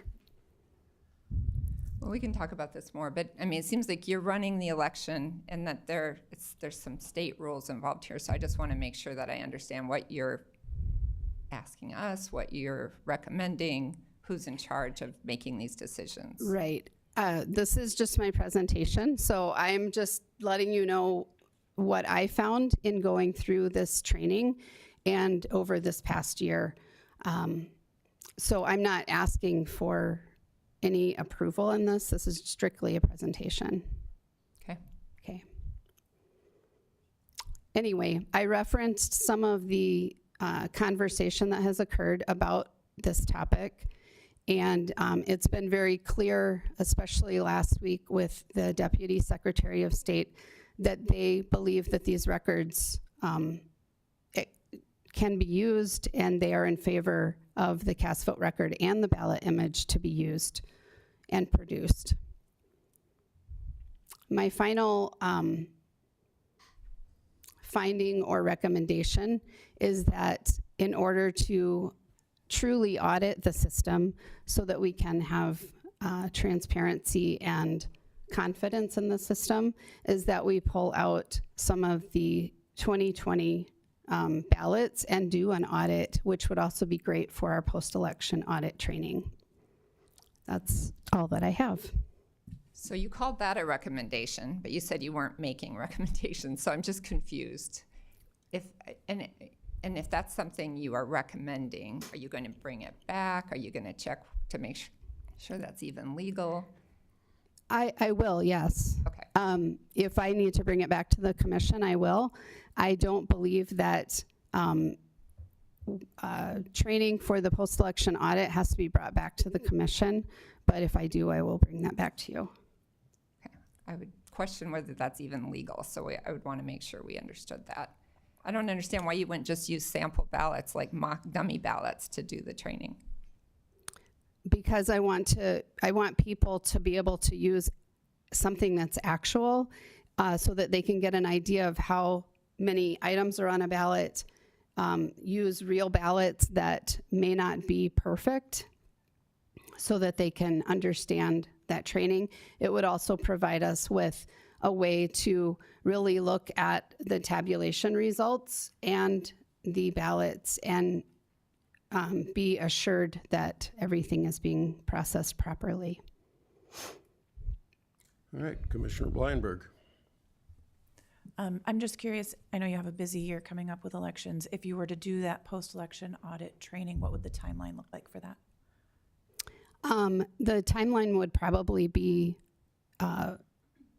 maybe a day to spend. We have to somehow have our staff, or have not just the staff, but our volunteers trained for the post-election audit. That's mandatory. So we can't just go into the post-election audit with no training. there needs to be training in place, just like there is for election workers that go out to the precinct. They have to be trained as well. So it's very important to have this training and do it properly. I guess I was curious, like on the calendar of 2024, when you thought that would take place? It would occur ideally in the next month. So. Okay, thank you. Commissioner Kipley, any questions? Just a comment, I guess, Mr. Chair, that I guess I would echo Commissioner Bender's concerns. You just making sure we're following legal protocol to unseal prior election history and those documents for any other purpose they would ever need to be used for, and if that causes any other unintended consequences, I would just think training on sample ballots is a standard protocol, but that's just my general observation. Thank you. Thank you, To address Commissioner. that comment or question on unsealing the ballots, part of that law is not always comprehended properly, but the 2020 general is no longer under the 22 federal retention requirements. We do still have those ballots on hand because there was litigation involving those ballots, and I have requested to not destroy those. The 2022 primary ballots will no longer be under the 22-month retention as of April 15th. Commissioner Benega, any comments, questions? I guess my question's more about, this is an annual report. When will we be getting the additional reports on the functions that you also have on your job description, like bonding, finance, budgeting, all those kinds of things? I included a little of that at the beginning, and since my previous presentation was in May, we had already gone through the bonding process then. And so I did give an update in May of 23 on that. We don't have any upcoming additional bonds. Budget and finance, that will also be coming. I mean, we're gonna be working on the budget process very soon. We do try to give you updates on all of that as things occur. So we will continue to do that. I guess I was told that in this presentation that most of you were expecting an update on the ESNS training that happened in January. And since I had promised that update in the middle of February, that's what my focus was for this presentation. We used to get the dashboard reports on a regular monthly basis or more frequently when necessary. That would be awesome if we'd be able to get those on a regular basis, Oh, sure. because that gives us a better idea of what's going on whatever additional percentage of your work needs to be accomplished. Sure, I can send that to all of you on a regular basis. I know we do send it out to Dean, so. Yes, I do receive it monthly, thank you. Yeah, but I should be more diligent about sending that on, but no problem. If you would send it to all the commissioners Sure. individually, I would appreciate it as a BCC. Okay. Talk to me, or us, a little bit, Leah, about the election audit cycle. I mean, the election's done on Tuesday, we canvass on Friday or Monday. When is the audit?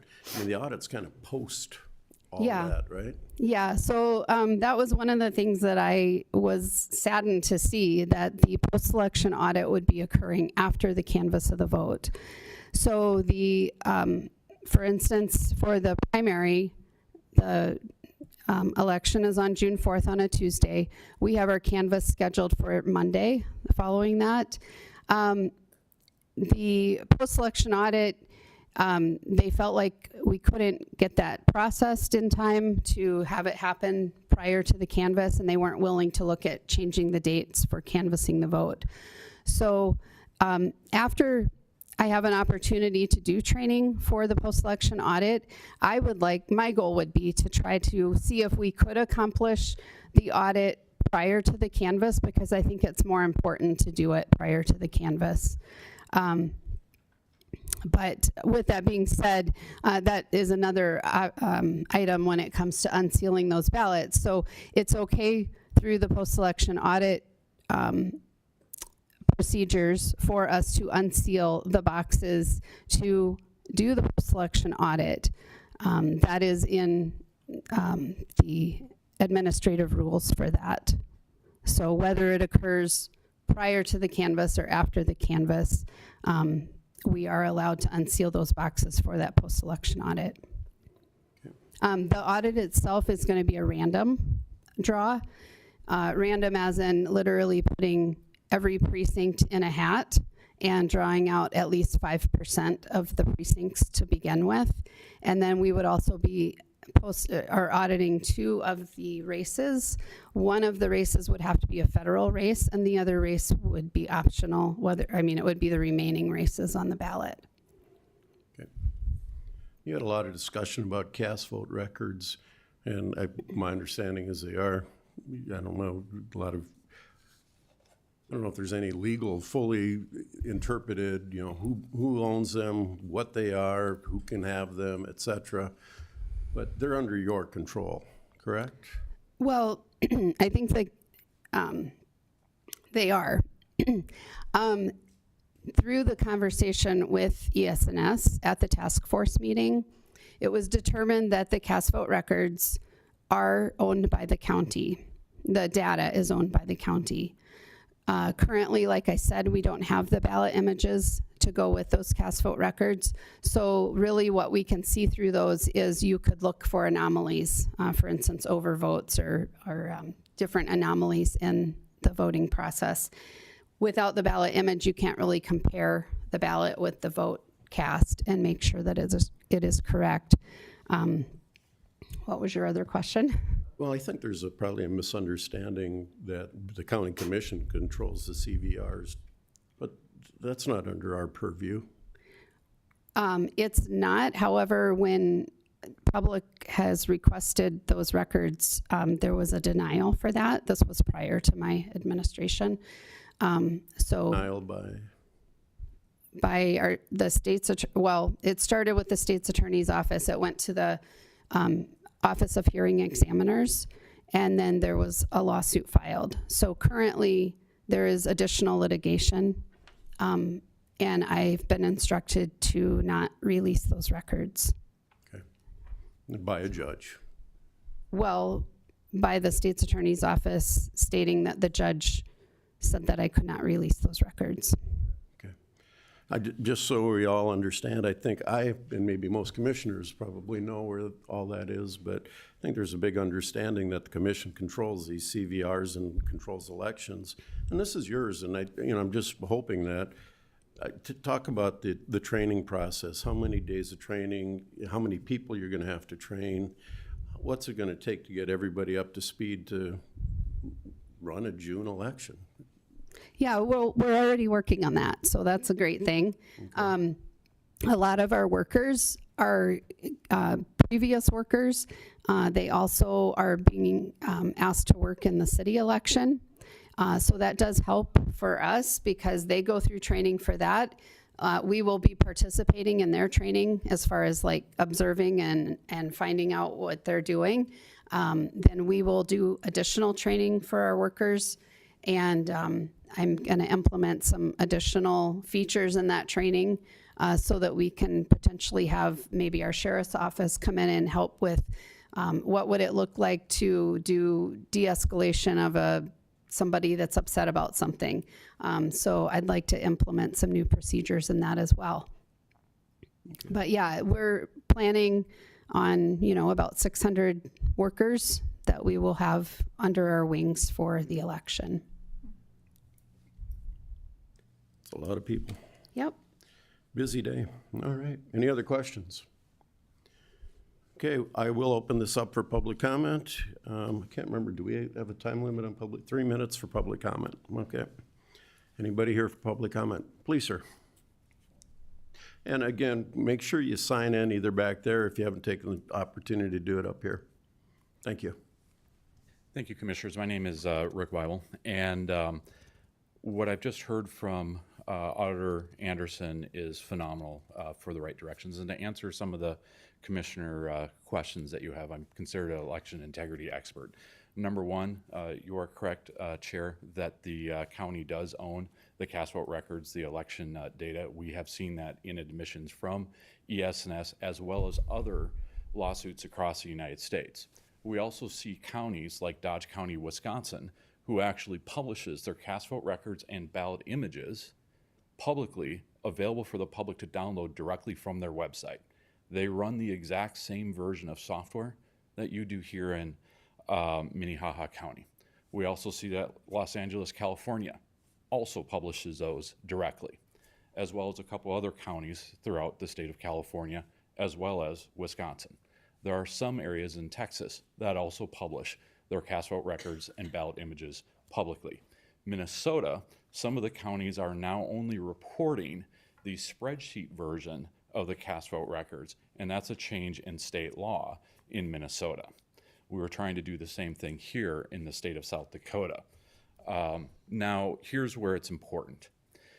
We have seen two recent cases with ES&S in Rhode Island and also in Pennsylvania regarding the 2022 election.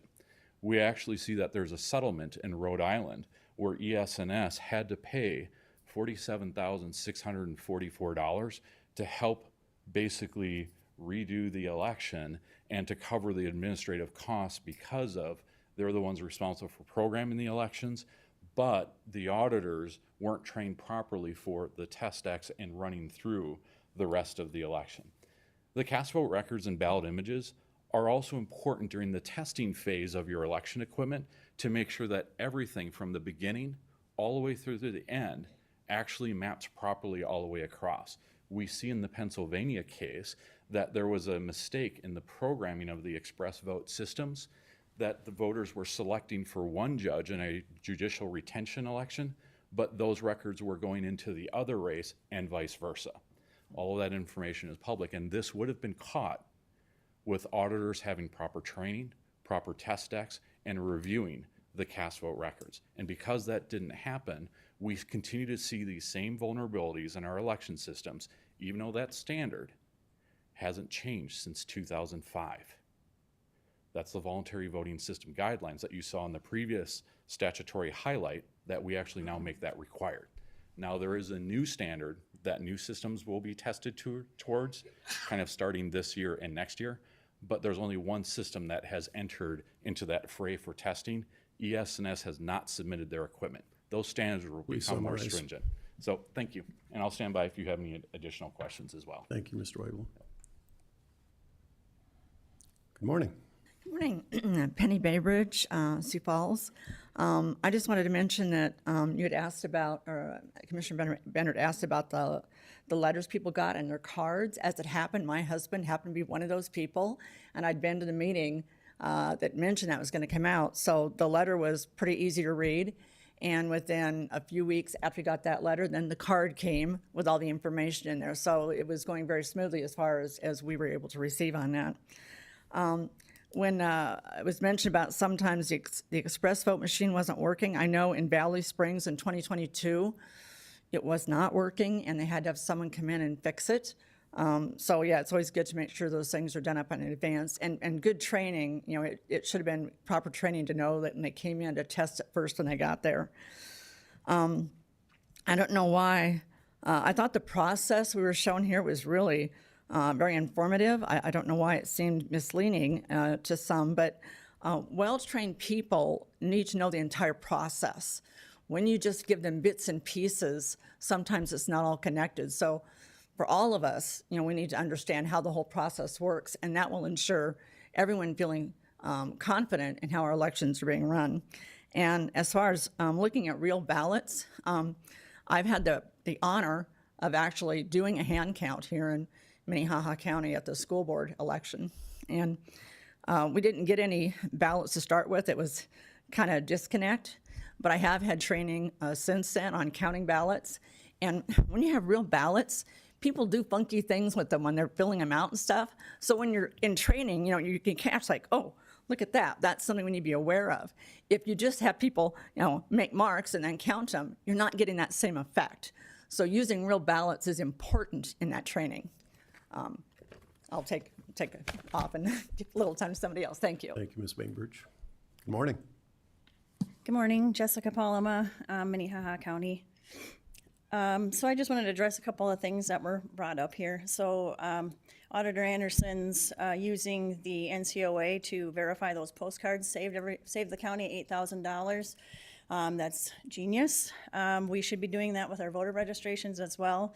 It's called the CAS Address Verification System, CASS. Has anybody bought anything on Amazon before? And then you had to go and click, oh, this is actually my verified address. Okay, anybody in e-commerce uses this system, and our voter rolls is one thing that we don't. So thousands and thousands of dollars are being wasted on sending postcards to illegitimate addresses.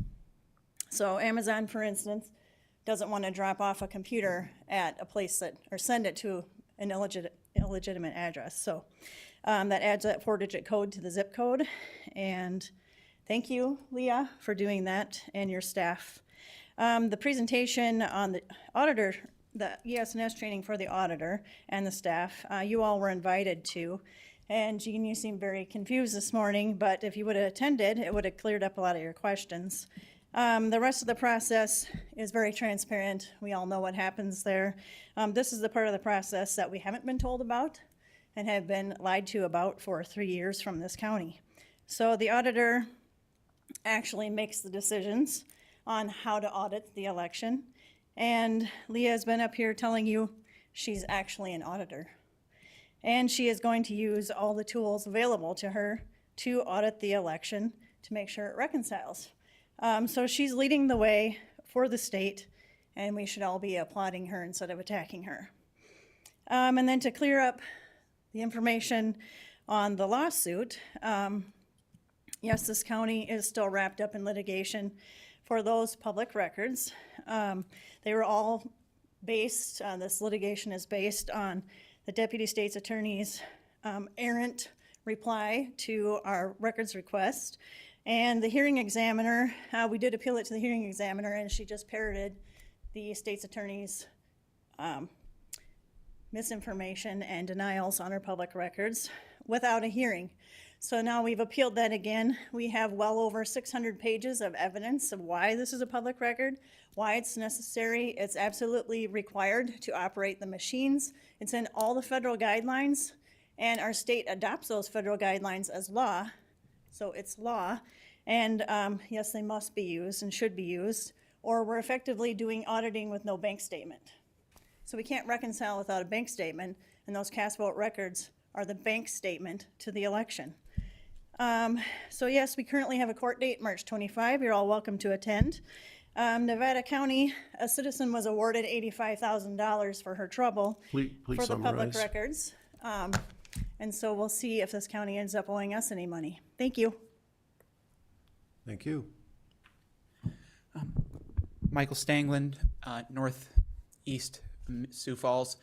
First, I think I've actually gotten one of the postcards with the new updated election information. So I think that's a sign. I mean, I can personally see a sign that, that stuff's happening. But as far as this presentation goes, I think the one thing that really stood out for me is that 5-piece flow chart of the different steps. And I'm looking at it thinking, even with that simplified version, how complicated does it make it sound when you consider all the different pieces to take these simple paper ballots and assure that the ballots, the computer technology is running correctly, that's not even accounting for what steps that were mentioned that we have to make sure everything's functioning properly. And it really makes me question the idea that they bring in these voting machines to try and, make it simpler, make it, reassure people it's being done right. And even if you dig into each of those steps, dig into how much code goes into it. Versus the simplicity of, hey, you have paper ballots. You put the paper ballots in a box. You take the paper ballots out of a box. You count the ballots. You don't run them through a machine then take them out of machine, then double check the machine. To say nothing of, yes, machines, they don't come up with their own bias, but realistically, machines are only as unbiased as the people who program them. To say nothing of the more complicated a program is, the more opportunities there are in there for something to be there that shouldn't, whether intentional or not. And realistically, I mean, consider the fact that I think it's safe to say that for over 200 years of this nation's history, that kind of technology wasn't even available. We're coming up on the nation's 250th birthday, so that's well over 80% of the nation's history where this stuff wasn't even an option. And I mean, I think if you look at it, there's really a question of how much has this stuff really improved, and how much has it just complexity for complexity's sake. And we're telling ourselves we're doing better because we're using advanced technology, when sometimes the way people used to do things really is the better option. Thank you, Michael. Anybody else for public comment? All right, well, appreciate all the input and appreciate the presentation by the auditor. This is going to be a busy year, and it's kind of ironic. We led off with the medical examiner talking about this type of turmoil in an election year, so I think we can all agree that, if nothing else, that's probably very true. All right, that was a presentation, no action. We now move on to item number 29. Consider a motion to elect the chair pro tem for the February 27th regular and joint commission meetings. Commissioner Benninga and I will both be out of town as chair and vice chair, so we need somebody to run the election. Better to figure that out now than next week when you don't have somebody to chair the meeting. Tyler. Good morning. I couldn't have said it better myself. So that's the purpose of this action. So I would leave it up to the five of you to determine of the remaining three for next week who will be the chair for both the regular county commission meeting, and we also have a joint meeting with the city of Sioux Falls at 5 o'clock that same day. Mr. Chair, I would like to elect Commissioner Bender to serve as chair pro tem for the February 27th commission meeting and the joint Minnehaha County City of Sioux Falls meeting, please. Motion, look for a second. Second. Second from Commissioner Blyenberg. Any discussion from the commission? Public comment? Commission action or a roll call vote, please. Benega. Aye. Blyenberg. Aye. Kipley. Aye. Bender. Aye. Karski. Aye. Congratulations, Commissioner Bender. All right, moving on. We have a legislative update. What's happening out in Pierre, Tyler? Tyler Platt, Commission Office again. So today I want to focus mostly on primarily on the bills that are related to the summer study that was for county funding. There's about 7-ish bills there. I want to highlight two right off the bat. Last time we met, House Bill 1007 and Senate Bill 105 both dealt with county veteran services officers.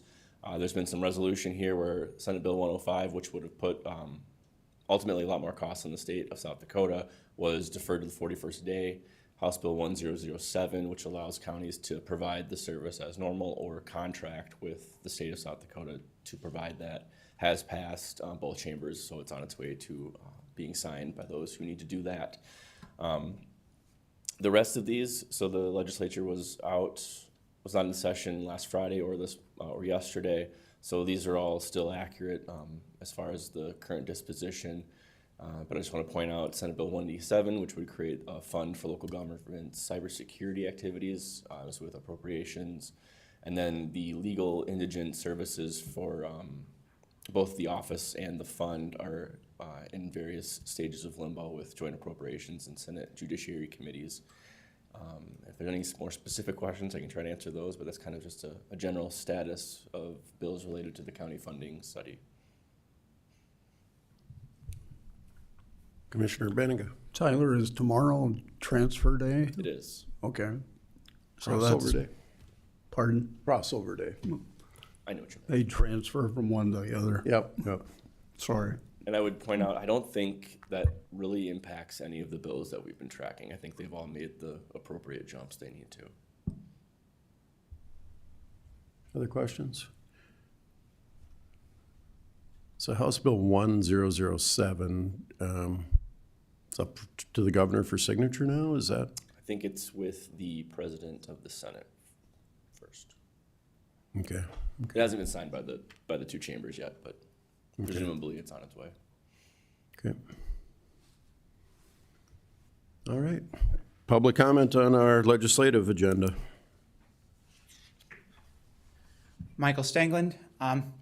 I unfortunately can't give specifics since I didn't actually come anticipating this, so didn't get an opportunity to look it up. But one that I don't know what the status of it is, but I know it was at least in consideration that I think should be concerning for everyone here, and especially for the county commission, is discussion about potentially taking away from the county level the ability to determine their own setbacks for things such as pipelines. And I don't know whether that's still alive, whether it was killed or any of that, but I think the fact that it's even in discussion is something that we should all be concerned about. And because that's the kind of thing that, I mean, America was founded on the principle of, local government.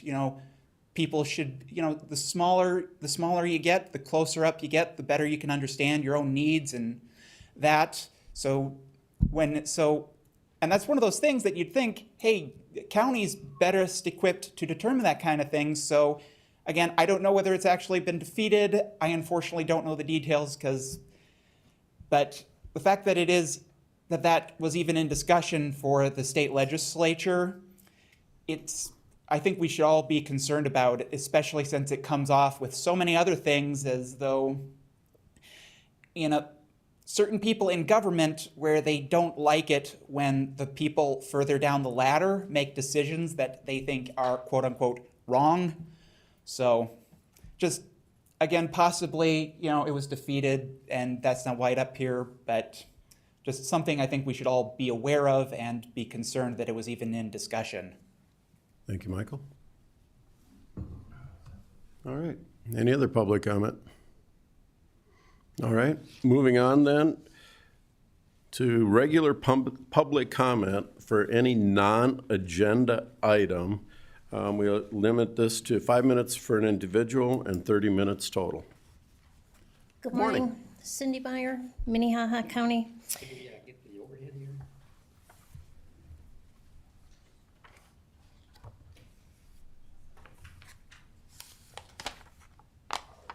I'm glad you know what it is.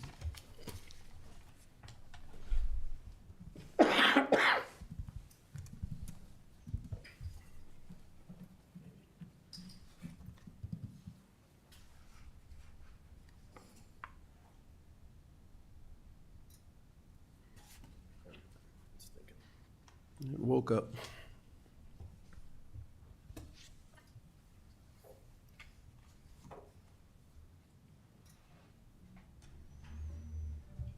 Did my clock start over?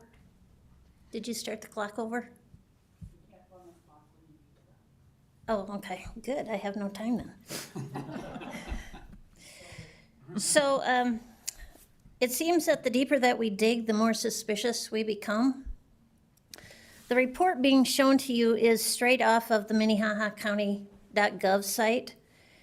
The report is titled the 2022 Primary Election Results, but this report clearly is not the final version of the election results for the 2022 primary. But the question is, what exactly is it? A gentleman by the name of Clint Curtis is a Democrat whistleblower who once programmed election tabulators. He said one of the codes he programmed in the tabulating machines would yield the results of 50.51% for one candidate compared to 49.49% for another.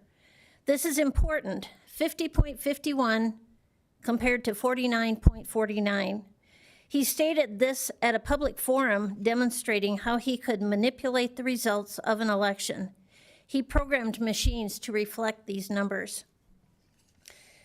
When you look at this report that was posted on the Minnehaha County website, you will see in the race for the U.S. representative those exact results. You will also see those same results for the governor's race, the Register of Deeds, and the Minnehaha County Auditor race. All these races reflect the exact same number of ballots that were cast at 2,350. All of them have 94 overvotes and 94 undervotes.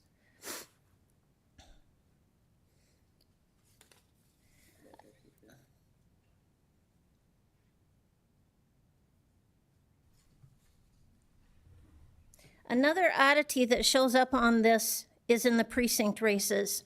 All of these precincts are different locations, but yet they have received exactly the same number of ballots cast at 25. For the precincts with 25 ballots, one candidate gets 6 votes, or 26.9%, and the other candidate gets 17 votes, or 73.91%. All these precincts have 1 overvote and 1 undervote. All these precincts are in different locations. How do you explain that they had exactly 25 ballots cast? Isn't that statistically impossible for all different locations to have the exact number of ballots cast? This happened in precincts VP 09, VP 15, VP 16, VP 17, 0109, 0201, 0208, 0309, 0313, 0315, 0316, 0317, and the list goes on and on and on. In those precincts with 50 ballots cast, it's just a doubling of the same results. Instead of 6 votes cast, we see that there's 12, but we have the same percentage at 26.09. And then in those same precincts where they had, instead of 17 ballots cast, we have a doubling of 34 ballots cast, brings us to that same percentage of 73.91%. The doubling continues with now we have 2 overvotes and 2 undervotes. This happened in 5 of the other precincts. Again, different precincts, meaning different locations. So how is this happening? Then if you were in a precinct with 3 committee people on the ballot, one candidate gets 3 votes, another one gets 8 votes, and the winner gets 12 votes. Still, only 25 ballots were cast, which again includes 1 overvote and 1 undervote. This is going on in 5 different precincts. Again, it seems statistically impossible. So I would like to have an explanation as to what happened. It appears there is an algorithm at play. Are any of these votes valid? Could this be some kind of a test deck result? The report shows total cast ballots at 7,050. This is obviously not the entire election results because we know those votes came in around 34,000. Were there 7,050 ballots run through the machines for a test run? If this is not a test run, but rather a partial run of the real results, then there is a glaring algorithm being run here. But either way, this is a report posted on the county website by the prior auditor, the same auditor that said we had the gold standard of elections. How can you not understand why we continue to have an issue accepting your statements that there is nothing wrong with the elections? These results could be audited if we had the CVRs and the audit logs. So we are called election deniers, but I think you folks are called fraud deniers. Cindy, I'm going to ask you to summarize. My summarize would be, people should not be afraid of their government. The government should be afraid of their people. Thank you. Other public comment? Good morning again, Commissioners. Jessica Palama. I just wanted to quickly review with you some new information. I talked to the good sheriff's deputy here a little while in the hallway that is here to keep us safe every week about this new information that came out from the FBI. So the FBI Director, Christopher Wray, met with 3,300 sheriffs, and they have an hierarchy. So those leaders met with Christopher Wray, and he warned that there are more red flags now then 9/11, and there is an inevitable cyber attack on our local and national elections looming ahead. So I'm just going to read a couple of bullet points. They met in Washington, D.C. President Biden refuses to meet with the sheriffs and the police chiefs. Christopher Wray informed the sheriffs that there are more red flags occurring now than before 9/11, which means terrorist threats in the country. They walk across the border every day. The good sheriff's deputy here confirmed they're showing up in our communities daily. And when I say red flags, I mean people that are here in this country that are wanting to do harm to us. That was a quote. Quote, some are coming here to do harm to us. And we were told by the FBI director, it's not a matter of if, it's a matter of when. These people that want to kill us and do harm to us. The sheriff said, I can't tell you everything right now, but I want the public to know that we are in a terrible way right now. We have no offense. We're just defense. We're absorbing these attacks, and in other countries, we're supplying them with weapons, our money, and we're not doing much back home. I just watched a video of the entire process of the mass migration coming here. It's funded with our tax dollars. There are NGOs all along the route that these people take to get here. And when they get to the border, known terrorists are let go free. I just heard of a sheriff in North Dakota that called the feds when he apprehended 2 MS-13 gang members and was told to let them go because they're illegals. Our law enforcement's hamstrung. They can't enforce the law. And the major thing that was a point in this is they are going to attack our elections. Now, this is the director of the FBI, okay, guys? It's not conspiracy. All of them, the local and national elections, officials, even locally, are being warned to prepare of cyber attacks. Now, if our lovely black box tabulators and express vote machines don't work on election night, okay, because we are going to have a cyber attack, the FBI director just told us that, how are we going to count the ballots? So if we are well prepared ahead of time, learning how to hand count ballots, that is a continuity of government plan. And is absolutely necessary to think that we would never have an interruption in our democratic process is ridiculous in today's time. So we have been practicing and perfecting our hand count method, and I'd like to pass this out to the commission.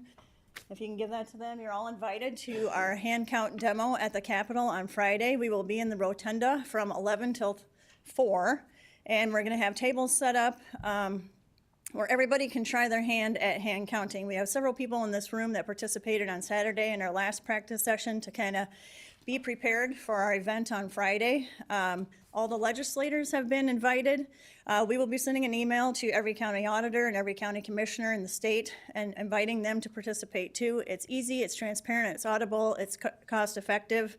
And most of all, it restores faith in our elections. So it is a continuity of government plan, and I urge this commission to get on board with your auditor, who is doing everything in her power to protect us, to make this safe and secure and transparent, and to restore some trust in our elections. So thank you. Thank you, Jessica. Yes, sir. Thank you, I said. Oh, okay, thank you. Rick Weibel. Thank you, commissioners. I can definitively say that on the first testifiers that came up, that was an example of an invalid test deck that was published to your county website. The reason I can state that definitively is I was there during the recount of the 2020 election for a challenge, and I got to see the test deck reinserted by state law.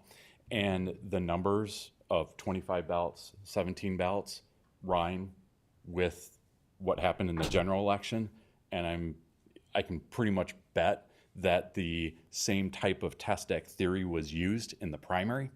And during the general election test deck review, we had to analyze that those test decks were inappropriate because there were multiple candidates on the same line races that had the same votes selected for them. And then on the disability devices, over 60% of the candidates didn't even have a vote selected for them, so it violated state law completely. So it wasn't even a valid test at all. And so these are things that I've been advising Leah to make sure that you have a unique number for every single candidate across the board, so that'll actually increase the number of ballots to be more thorough, and also to be able to look at the actual cast vote records so that you can make sure that the lineup is actually across. Now, when we get to April, it would be interesting to go back and look at the containers, look at the original thumb drives, and we could look at the reporting or look at the laptop to definitively look at to determine, and it makes sense. If the SOS office says X number of ballots were actually cast, but yet the website in Minnehaha County says a lot less, that really leads me to believe that it's a simple test deck issue. So thank you. Thank you. Jennifer Voss, concerned citizen of Minnehaha County. I'm a business owner in this county, and I know over the years I've had concerns about going straight to computers. You know, there was the EHR and becoming completely paperless. It's kind of a scary concept as a business owner because I wasn't worried about a cyber attack before, but, you know, I was thinking about regular things like, you know, the power goes out or something happens in your neighborhood and you're kind of dead in the water. So over the years, as we were moving towards paperless, I was kind of keeping my foot in the paper just because I've had those circumstances over my 22 years of practice where I've been dead in the water without a computer. So my comment is with the concerns the FBI has, we know the likelihood of an election interference. I would like to make a statement that I am for being prepared for a free and fair election and having some backup mechanisms such as paper counting or hand counting to be for having training just in case. Thank you. Thank you.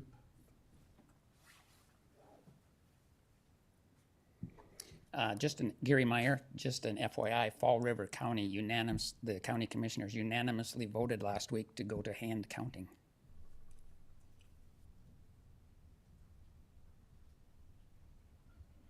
Penny Baybridge, Sioux Falls. Somebody's more brief than me, wow. I just wanted to let you know that I again, also am concerned about the possibility of election interference. I worked for many years in an office, and one day our office actually was under a cyber attack, and we had an IT department that took it out and put it under control. But it's something you need to have something in the standby, and so hand counting is a very viable option. And having I've experienced it personally doing the school board. We've had some training since then. And I'm going to tell you, it's a lot of fun to do. I highly recommend coming. It's a blast to sit there and just count those ballots and be part of that whole process. And so, again, I would also like to invite you to come as well. And it's just a way of having a good backup in case something happens. There's nothing wrong with being prepared. Thank you. Thank you. All right, looks like public comment is done. Appreciate everybody's concerns. Now moving on to commission liaison reports. Commissioners, any liaison reports? Commissioner Bender. So last week I had a couple of different meetings. The Accessible Housing Advisory Board met last Wednesday morning. We had a good meeting. We're able to recommend several projects that will now go before the City Council, all aimed at revitalization and housing for low-income folks. Got an update from Carrie Benz on Just Homes as well, and they've got some good news there about some additional funding where they're looking at providing, in addition to the Glory House new units, 51 new units that are going in there, some additional units perhaps at St. Francis House. So it was a really, it was a meeting filled with a lot of good news, and those are fun to go to. So, and then we also had a meeting on the kind of to look at the sequential intercept model mapping that was done, and there's going to be some significant feedback given on that, and that process is going to remain in motion to try to get that report finalized. Okay. Commissioner Benega. I'll just briefly summarize it. Commissioner Bender and I met with JJC, I'll never get that straight, in the process of where they're at with looking for bids and bonding the project, so that's an ongoing issue. Got a report just this morning from the Highway Department about their list of budgeted items and the carryovers from last year, and frankly, it's very good news from a cash flow standpoint. The other thing is that just briefly, we're in conversations about the tax credits for Safe Home, which has been very successful and fully occupied, I think, since the day it was started. So those are conversations that all take hours, but we can summarize in 2 minutes. So that's all I'll report for today. Commissioner Blindberg?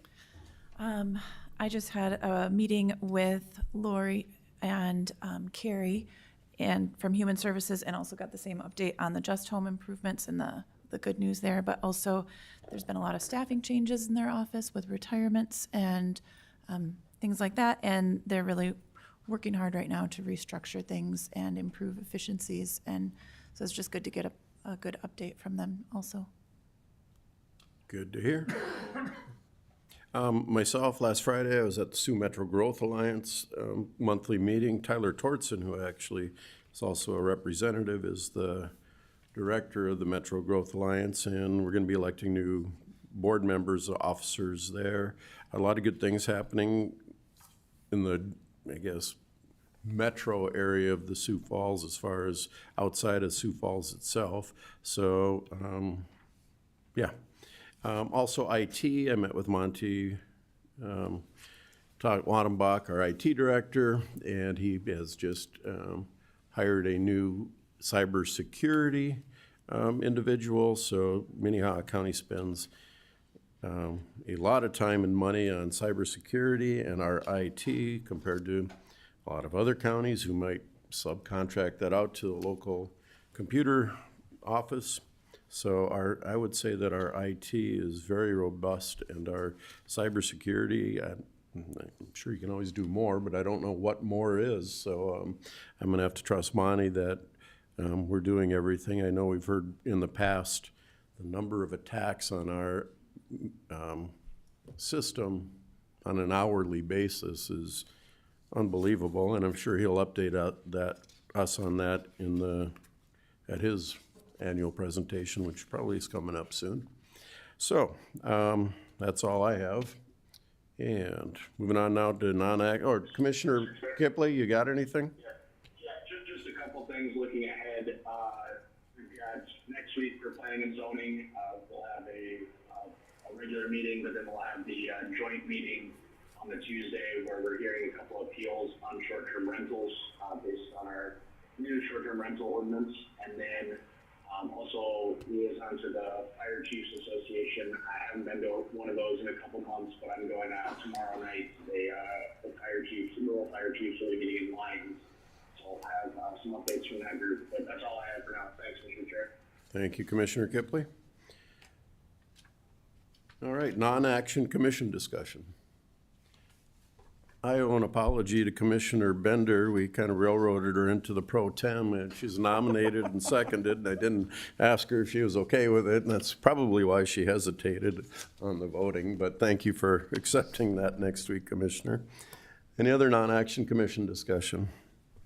All right, I'm going to look for a motion to enter executive session for the purpose of South Dakota Codified Law 125.2, 134, and 6. So moved. Second. Motion and a second. All those in favor say aye. Aye. Opposed, same sign. Take Commissioner Benninga as an aye to stay into executive session. We will adjourn to enter into executive session, and from there the meeting will be adjourned when that is over. Thank you, everybody.